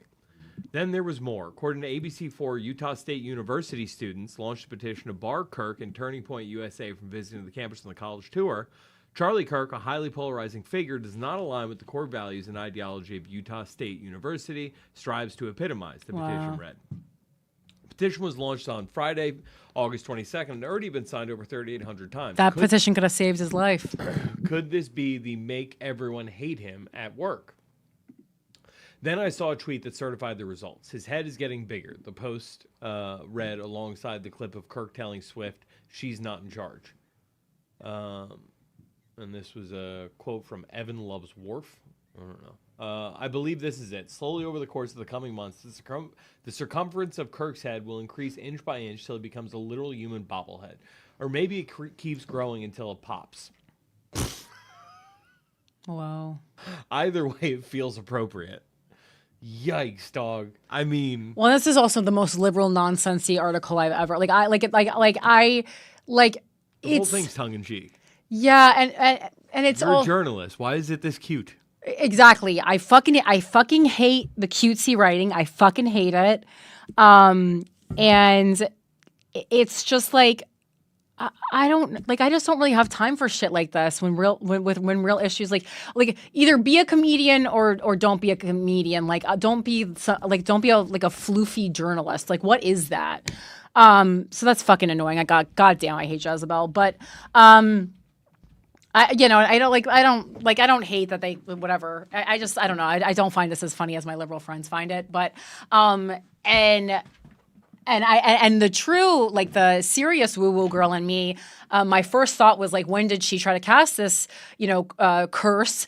Because it is eclipse season, and we do not manifest during eclipse season. And to me, because things can go wrong, you don't have control over them in the same way. So to me, I'm like, this could be a manifestation gone wrong. That being said, the current eclipse season only started on September 7th, and so while the article came out on the 8th, it seems like she got the spell before then. But if not, if we want to get really woo about it, things. If people were still working on the spells during eclipse season, that was a big no-no. All right, guys. All right, so that's the end. That's the end of the political violence Charlie Kirk thing for now. Are there any updates on the assassin that you've seen? No, I mean, just the stuff that's obviously going to make it across my desk, which is the more conspiratorial. What are the conspiracy? I would love to hear. What are the conspiracy theories, Michael? Those are prevalent after political violence, as we learned. Just seeing stuff like he told family members in private as far back as a month ago that he was fearing assassination as retaliation for some of the more inflammatory things he said about one particular Middle Eastern nation. And which one would that be? It doesn't matter. I'm not saying it. I don't want to get my neck blown off. And then the other one was like a photo of, an alleged second shooter on top of a building. And then somebody also freeze framed the moment in which he was shot and tried to make it, or, at least the screenshot claims that there is evidence of 2 bullets coming at him, not just the one fired from a high power rifle. It was also interesting. But he's an ally of Israel, so you're saying like it was like a Palestinian, a pro-Palestinian? No. So which one? He has been. He's big ally to Israel. Somewhat. He has been critical of certain parts of Israel, mostly their influence within.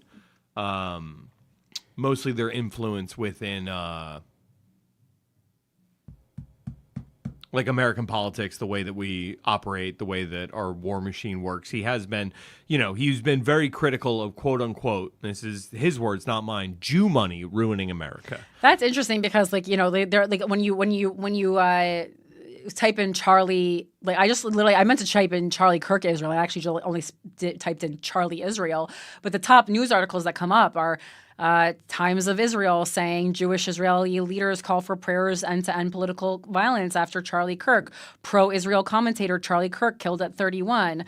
Slain commentator Charlie Kirk was allied to Israel. Netanyahu mourns death of pro-Israel activist Charlie Kirk. Charlie Kirk, conservative activist who considered himself a defender of Jews, murdered for speaking the truth. Netanyahu and U.S. Jewish leaders mourn Charlie Kirk. Conservative influencer and Israel advocate Charlie Kirk shot dead at Utah event. I mean, that's how he's being remembered, certainly. Sure, and I mean, look, I don't want to go down this rabbit hole. No, I was just interested. I think I like to know what conspiracy theories are floating around because they're not coming on my screen; they're coming on yours. But that's why that's why we trade articles all week.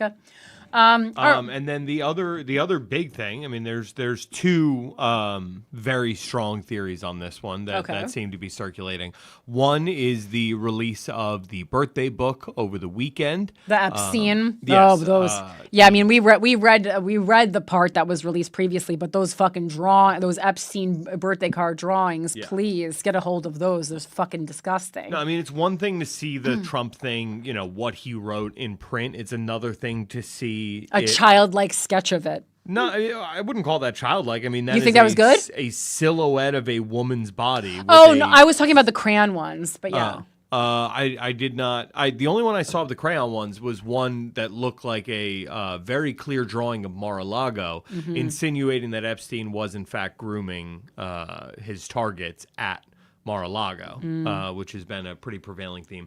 But yeah, the Trump book comes out. The Epstein birthday book comes out. One guy goes down. There's reports that it's a warning shot from certain shadowy organizations telling Trump to get in line and line up with what's going on because there's much more to be released. Then all of a sudden, this Charlie Kirk thing happens. Now all the attention is off of Trump. It's on this Charlie Kirk thing.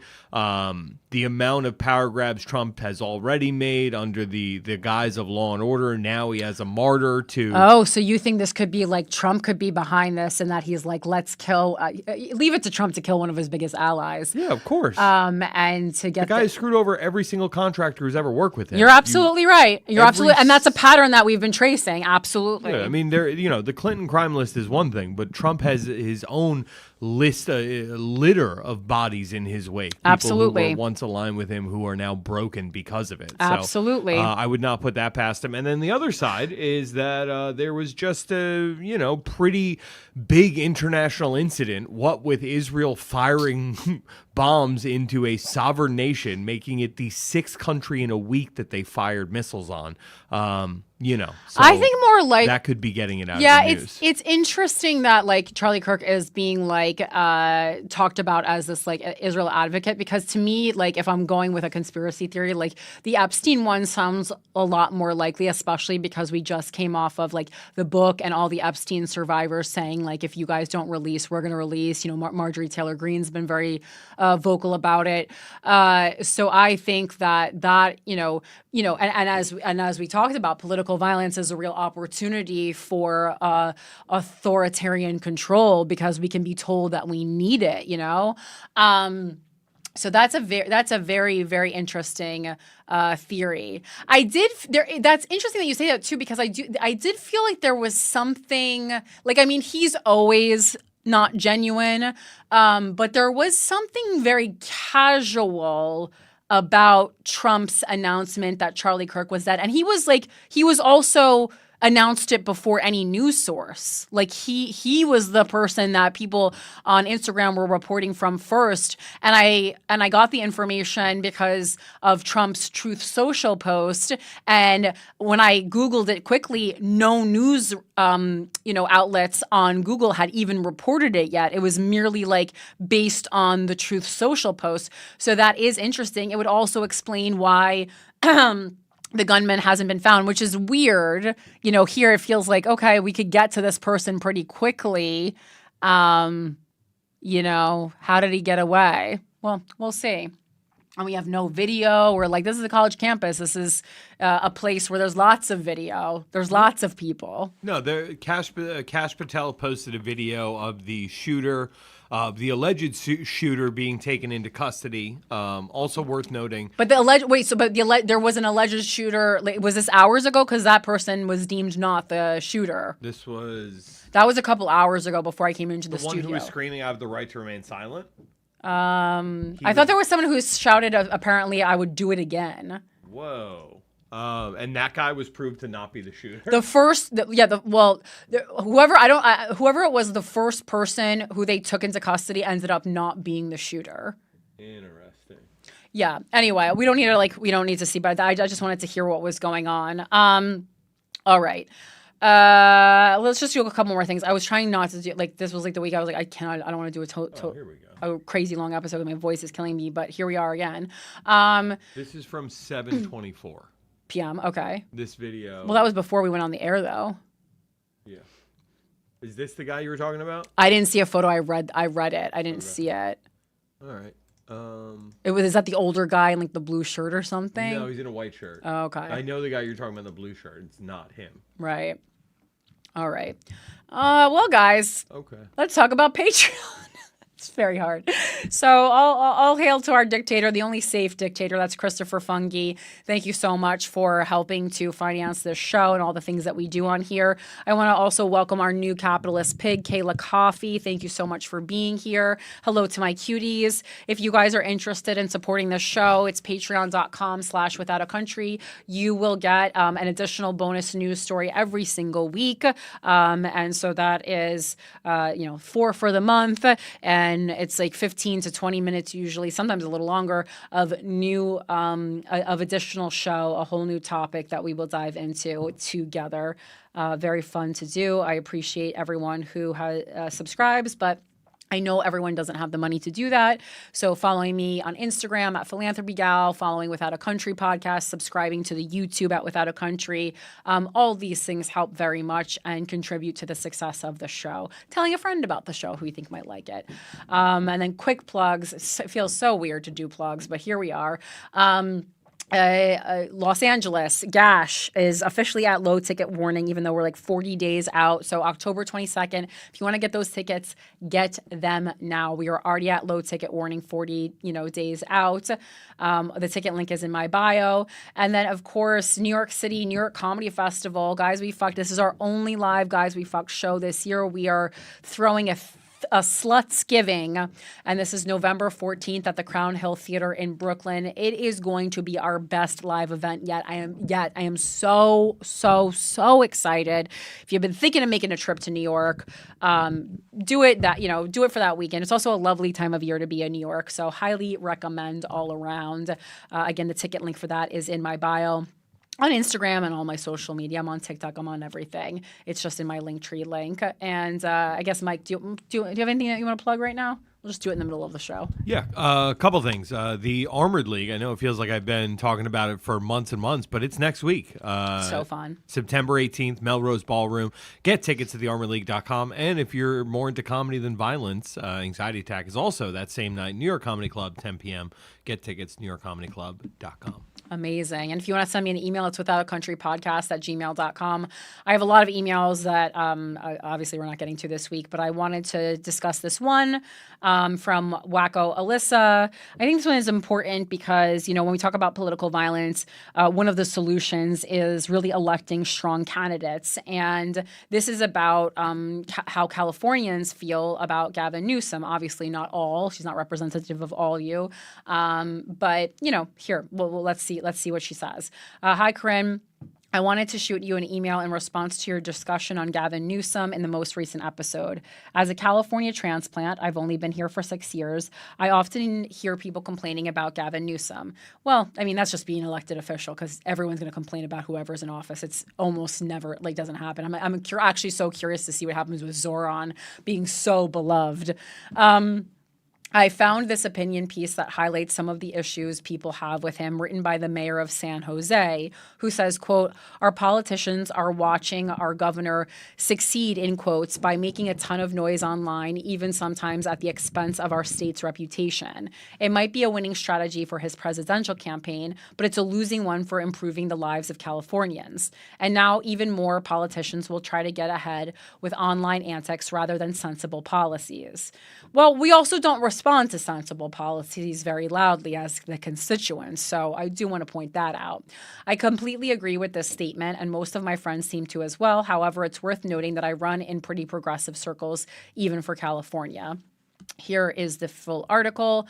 I also know a lot of people have a problem with his handling of the homeless country in California. More on that here. I feel like no one's really done a great job of handling the homeless population and figuring out how to actually solve the problem rather than just hide them from other people. All right, so this is pretty quick. This is from the San Francisco Standard. And its opinion piece, how about less time breaking the internet and more time fixing California? San Jose's mayor knocks Governor Gavin Newsome for choosing online antics over sensible policies, by Matt Mahan. California is the most successful state, and as our governor rightly reminds detractors, the world's fourth largest economy with more than $4 trillion in GDP. But maintaining our success requires a relentless focus on the facts in the real world, not a blind leap into meme land. That's why I was taken aback when Governor Gavin Newsome's vaunted social media team disparaged an announcement from the new CEO of Bed Bath & Beyond that it would not open or operate any stores in California due to anxieties over our state's business climate. The governor's team responded to the feedback not with a reasoned argument, but with an extended attack in their new Trumpian voice of belittling those who disagree with them. Their message to the CEO and the 6.1 million other people who viewed the post was, take your business elsewhere. Given that California currently has more than 1 million unemployed residents, this was not the reaction I was expecting or that was called for. Governor Newsom's supporters say he is breaking the internet and owning Trump, but the governor and every elected official and leader also need to own up to the truth. And the truth is that California has the highest unemployment rate in the nation at 5.5%, and nearly half the nation's unsheltered homeless people. We have the highest energy and housing costs in the continental United States, and largely because of these high costs, the highest effective poverty rate in the nation. And now let me give you the really bad news. These problems are even less likely to be addressed today because of the terribly misaligned incentives being baked into our politics. As Governor Newsom's surge in recent polls demonstrates, politicians are being rewarded for resisting, even when such resistance moves beyond taking on the excesses and abuses of the Trump administration and begins disparaging businesses merely for expressing concerns over very real problems of crime, homelessness, and over-regulation. I was elected mayor of San Jose in 2022 after offering a simple plan for common sense change, faster and cheaper solutions to homelessness, an increase in police hiring, and tying our elected officials' pay to performance. These seemed like pretty radical ideas to some, although not the majority of San Joseans demanding action. Again, what he did, there's two things that Democrats are doing right now. Like, at least we're recognizing that we're failing as a party. And so, I have to make sure this is a Democrat, San Jose mayor. I actually don't know that he is.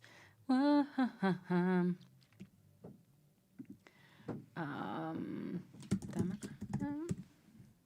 Is he?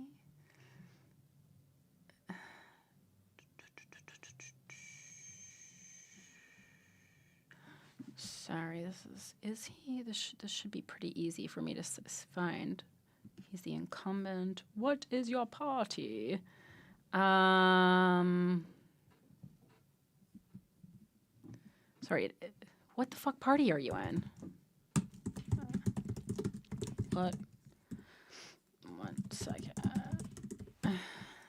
Oh, he is a Democrat. I was like, okay, yeah, I think he has to be, but I just want to make sure before I start going on a whole fucking rampage about that. Okay, so this doesn't align with what I was going to say then. This, just to clarify, this article is an op-ed by the mayor of San Jose. Of San Jose, and he looks pretty young. Oh, he's 42. And so what he is talking about is what I think the real solution, and also something that will be the solution to a lot of political violence, which is like actually coming up with solutions to problems. But Governor, Gavin Newsome is doing a lot of more performative politics, which, we've seen Cory Booker doing, but it's what people respond to, that's why I covered the mayor of Baltimore on this show like a week or two ago, because I want people to be talking about him the way we talk about these more performative politicians. He's gotten extremely excellent results, and that's the kind of person that we should be looking at to be the president. That's the kind of results we want. That's the kind of thinking that we want. All right, so back to the article. I was elected mayor of San Jose. And he says he presented good ideas, and it wasn't that radical because people in San Jose needed things. By tuning out the political noise and focusing on the basic issues that residents care about the most, again, the same template for Zoran Mamdani's campaign, and my own, but yeah. San Jose has nearly completed over 2,000 new safe and decent shelter units for homeless people in less than 2 years, and we are shrinking our unsheltered homeless population. We are clearing encampments and requiring that people come indoors if there is shelter available. And under our new responsibility to shelter ordinance, if someone repeatedly refuses shelter when shelter is available, they could be charged with trespassing. Crime is going down in part because we helped convince Californians to embrace Proposition 36 to end a cycle of theft without consequence. So that recidivism problem that we see a lot on the left, sending the message that serious criminal activity that like repeated retail thefts would carry consequences. But we are just one city. We and every California city would be doing better if Sacramento was doing more. Instead of spending so much energy attacking his opponents, the governor and his team should be addressing the high cost of energy, helping hard-pressed families make ends meet, and keeping them and their employers from fleeing our state. They should be addressing concerns over public safety by fully implementing the will of the voters on Proposition 36, by building enough treatment beds to ensure it doesn't become a self-fulfilling prophecy for the opposition. While the governor should be thanked for taking concrete steps on permitting reform, signing a bill to reduce the use of the California Environmental Quality Act to stop infill noise housing, he should use that real-world achievement as a model, not a one-off. By doing even more to address the high cost of housing construction and complicated building codes, the governor would help address both our homelessness crisis and our punishingly high cost of living. Instead of modeling themselves after a governor focused on these important issues, our politicians are instead watching our governor succeed, in quotes, by making a ton of noise online, even sometimes at the expense of our state's reputation. It might be a winning strategy for his presidential campaign, but it's a losing one for improving the lives of Californians. This is the one she put in the email. And now even more politicians will try to get ahead with online antics rather than sensible policies. So I don't think going online, presenting what you're doing online is antics. I do agree what Gavin Newsome is doing is antics. It's antics that a lot of people are responding positively to. And it's showing, it's this need for the Democrats to show that we actually have balls, but it can't be just talk. We have to back this up with policy and unity. And we'll see if we can do that. It's easy to put out a tweet. And now even more politicians will try to get ahead with online antics rather than sensible policies. Certainly the governor should be praised and rewarded politically for standing up to protect vulnerable Californians whose constitutional rights are under attack. And on more than one occasion, he has done just that brilliantly and courageously. But breaking the internet doesn't solve real-world problems, quite the opposite. More often than not, it's just political theater that serves to excuse inaction and ineffective policies. So if we really want change, we need to break this pattern of equating spicy online attacks with actual successful attacks on our very serious problems. Because the way we win the fight for a better California is by solving problems in the real world, not by stooping to Donald Trump's level online. And, I agree with a lot of what he's saying here, but this could I don't trust any politician, so this could just be Matt Mahan's approach at throwing his hat in the ring for governor or something. We don't fucking know, But thank you for sending that in, Alyssa. I liked that a lot. Appreciate you contributing that to the show. And now let's just go into Girl real quick. I only had chosen 2 stories because I knew we were going to talk about political violence most of the time. I wanted to talk about that Charlotte stabbing, which is ironically the last thing that Charlie Kirk posted about on his Instagram. Hold on. Just wanted to say real quick. Fun OK sent in $5, said, "Hey girl, hey, spread love and positivity. I've seen people getting ready for a crusade. At least shed a tear for the family. He was 31, scary and sad." Thank you. Yeah, I mean, I stand by. I don't care about Charlie Kirk as a person, but I care very much about political violence. And yes, again, I'm very anti-violence, super anti-violence, and I was glad that the Jolly Ginger, the good ginger, whatever, the Jolly Ginger, I think it is. I like that account. I was glad that he said that too. I'm glad that Claudia Conway said that. Thank you for being on YouTube. Thanks for watching the show. Thanks for contributing. Peace and love. All right. So this is from the Washington Post. Trump blames Democrats for Charlotte stabbing. Records complicate the story. The case has sharpened partisan divisions about an intractable root of crime, how to treat the seriously mentally ill who pose risks of violence. And this is by Emily Davies, Derek Hawkins, and Will Oremus. The stabbing that killed a young woman aboard a public train in Charlotte has become the latest rallying cry in the White House's campaign to tighten its grip on Democratic-led cities, as President Donald Trump described the man who wielded the knife as a deranged monster who would have been in prison if not for left-leaning policies. Court records paint a more complicated picture of the suspect and what could have been done to prevent the brutal attack. DeCarlos Brown, 34 years old and homeless, has a criminal record that spans more than a decade, includes more than 5 years behind bars, and is marked by a history of severe mental illness that appears to have gone largely untreated. Well, that's the most American thing I've ever heard. The White House is making the case that Democrats failed to keep Brown locked up. In fact, his most recent arrest resulted from a misdemeanor charge of abusing the 911 system, a minor incident that his mother and criminal justice experts say reflected the limits of government to adequately treat people with mental illness. Those nuances have been eclipsed by the sheer brutality of Brown's alleged attack, captured on surveillance video now circulated around the world. As a result, we've seen a lot of bloody violence this week. As a result, the case has sharpened partisan divisions in a decades-old debate about one of the nation's most intractable roots of crime: what to do about people with serious mental illness who pose risks of violence. Neither Brown's family nor his attorney responded to requests for comment. The family of the victim, Irina Zarutska, in a statement to WSOC-TV, asked for the public to stop circulating the brutal video of her death and called for a more visible security presence on the public transit system. "We are heartbroken beyond words. Irina came here to find peace and safety, and instead her life was stolen from her in the most horrific way," said a family spokesperson. "No family should have to go through this." State prosecutors have charged Brown with first-degree murder. On Tuesday, Attorney General Pam Bondi and prosecutors said they also filed a federal charge against Brown, accusing him of committing an act causing death on a mass transportation system. The federal charge is typically associated with terrorists who are accused of hijacking transit systems. But Russ Ferguson, the top U.S. prosecutor in the Western District of North Carolina, which covers Charlotte, said it is an appropriate charge because the killing has made people afraid to use public transportation and to go about their daily lives. On Wednesday, Trump called for Brown to receive the death penalty, writing on Truth Social that there can be no other option.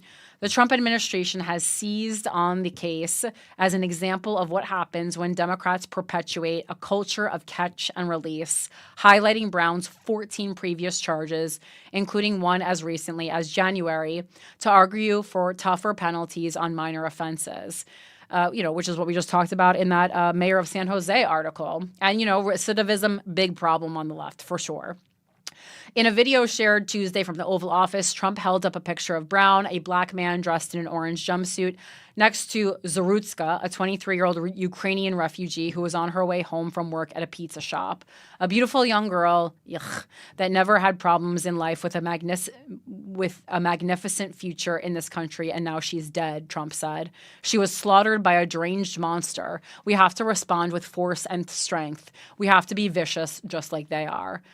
Last month, Trump ordered the D.C. Police Department federalized and deployed National Guard members and other federal law enforcement officers to the district, launching what he advertised as a widespread effort to exert control over major cities. Trump and his staff see the crackdown as necessary for public safety and a winning political issue. Top-level officials have repeatedly shared image of gruesome random attacks that tap into a shared fear that such violence could strike anyone at any time. In Charlotte, violent crime has decreased by more than 24% compared with the same period last year, according to Datalytics, which tracks crime using local law enforcement data for its real-time crime index. Homicides last year spiked by more than 20% compared with the year prior, but have since fallen. The fatal stabbing occurred on August 22nd, but went viral over the past weekend after the Charlotte area transit system released a video of the attack at the request of news outlets, according to WSOC-TV. Billionaire Elon Musk and White House Deputy Chief of Staff Stephen Miller soon reposted information about the incident on social media, accusing the press of ignoring the crime. Charlotte's Democratic Mayor V. Lyles, in her initial statement, focused on Brown's mental health afflictions and urged her constituents to do better for those in crisis. Brown's sister, Tracy Brown, told CNN that he had been diagnosed with schizophrenia and suffered from hallucinations and paranoia. So again, we see, in these bigger cities, we see a lot of the same things that are happening in New York City. We don't know what to do with people experiencing a mental health crisis. They're out, they're on the streets, and they can be dangerous. He attacked her in 2022, she told the outlet, but she ultimately dropped the charges out of concern for Brown's mental health. So this seems like a guy who it's quite clear should not have been out.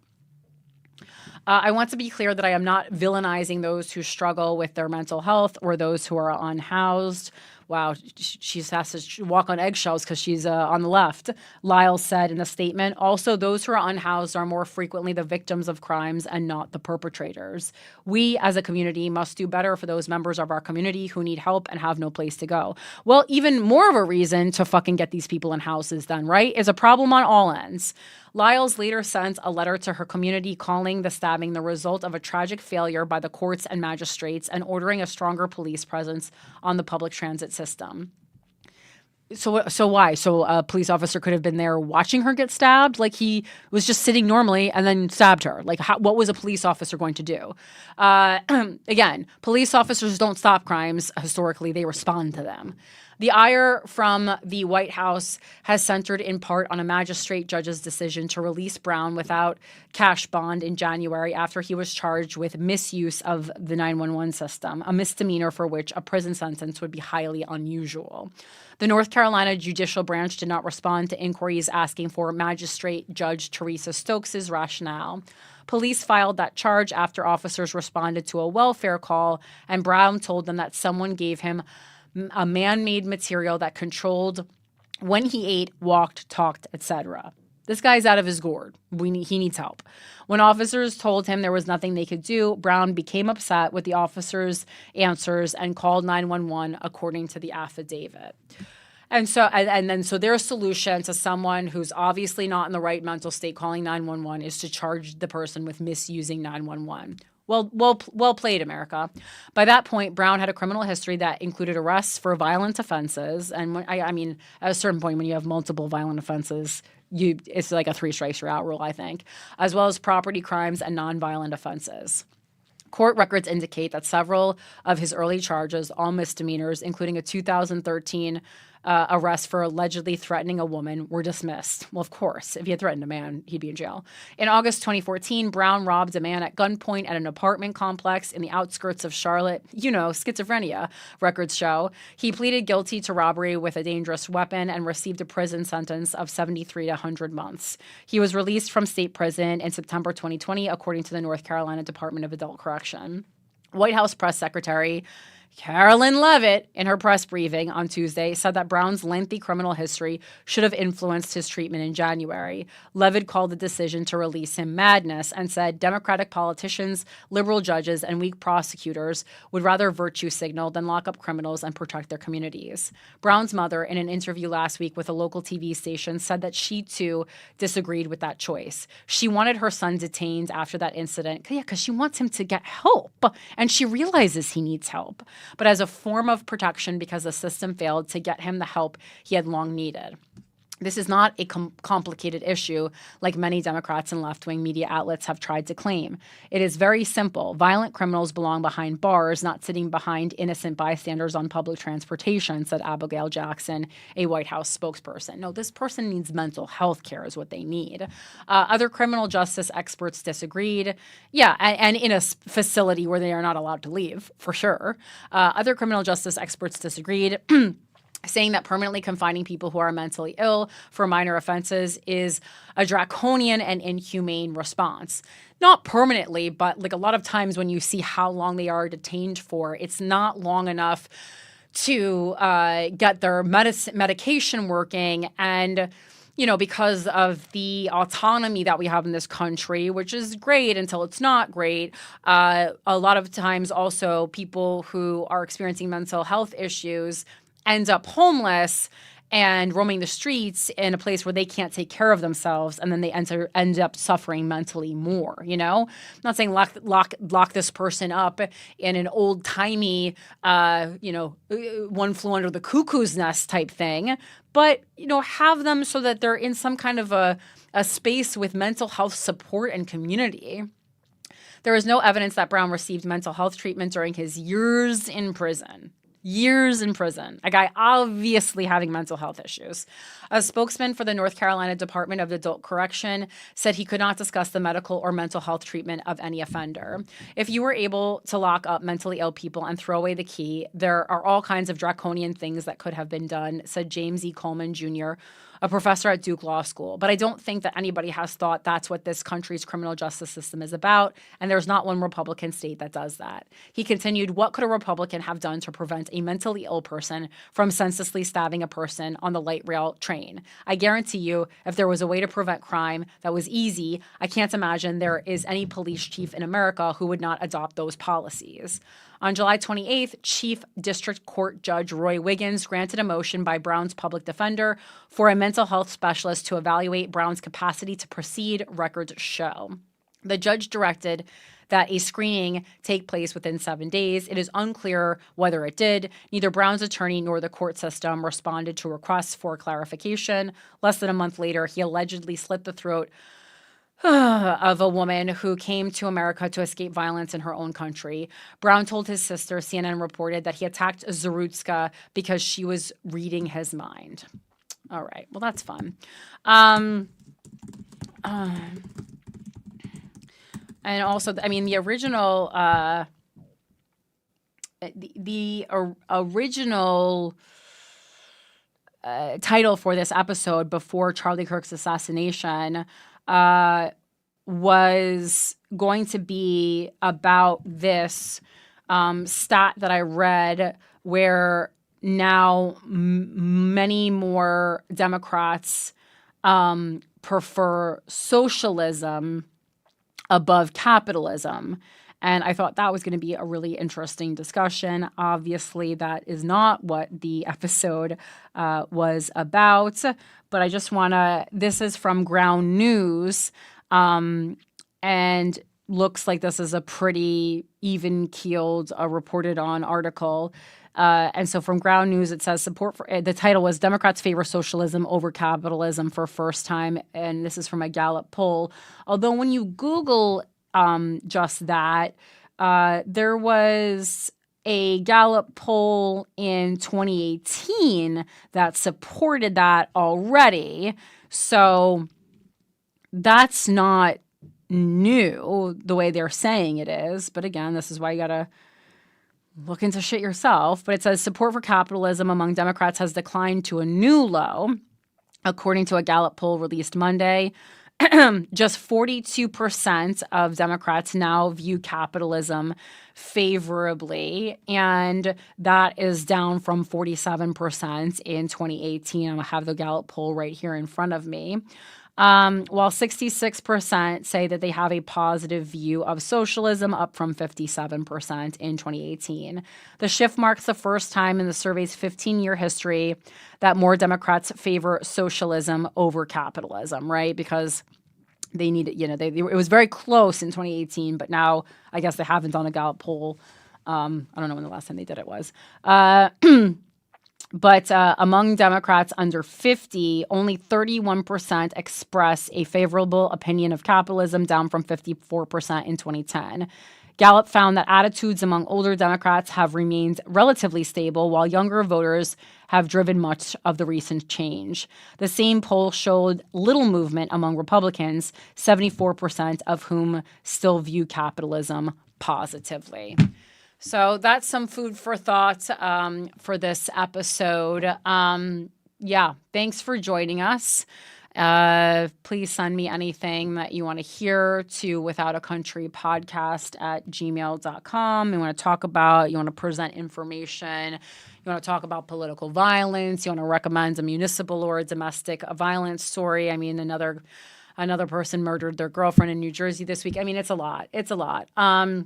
But I really appreciate, I think that's enough for today. And I'm going to go ahead and do the Patreon now for the subscribers. Thank you, everyone, for being here. All hail to Christopher Fungi.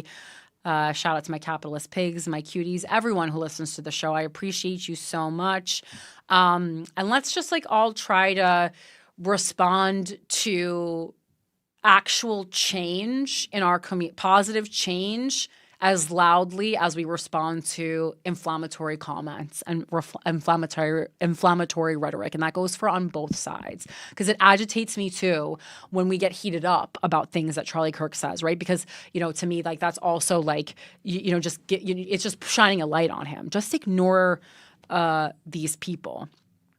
Keep an eye on them, but like, don't talk about it a lot public, I always say. But yeah, that's our show for this week. Again, thank you so much for being here. Follow on YouTube. Follow me on Philanthropy Gal everywhere. Buy your tickets to everything. And keep critically thinking. Thanks for being here. Bye.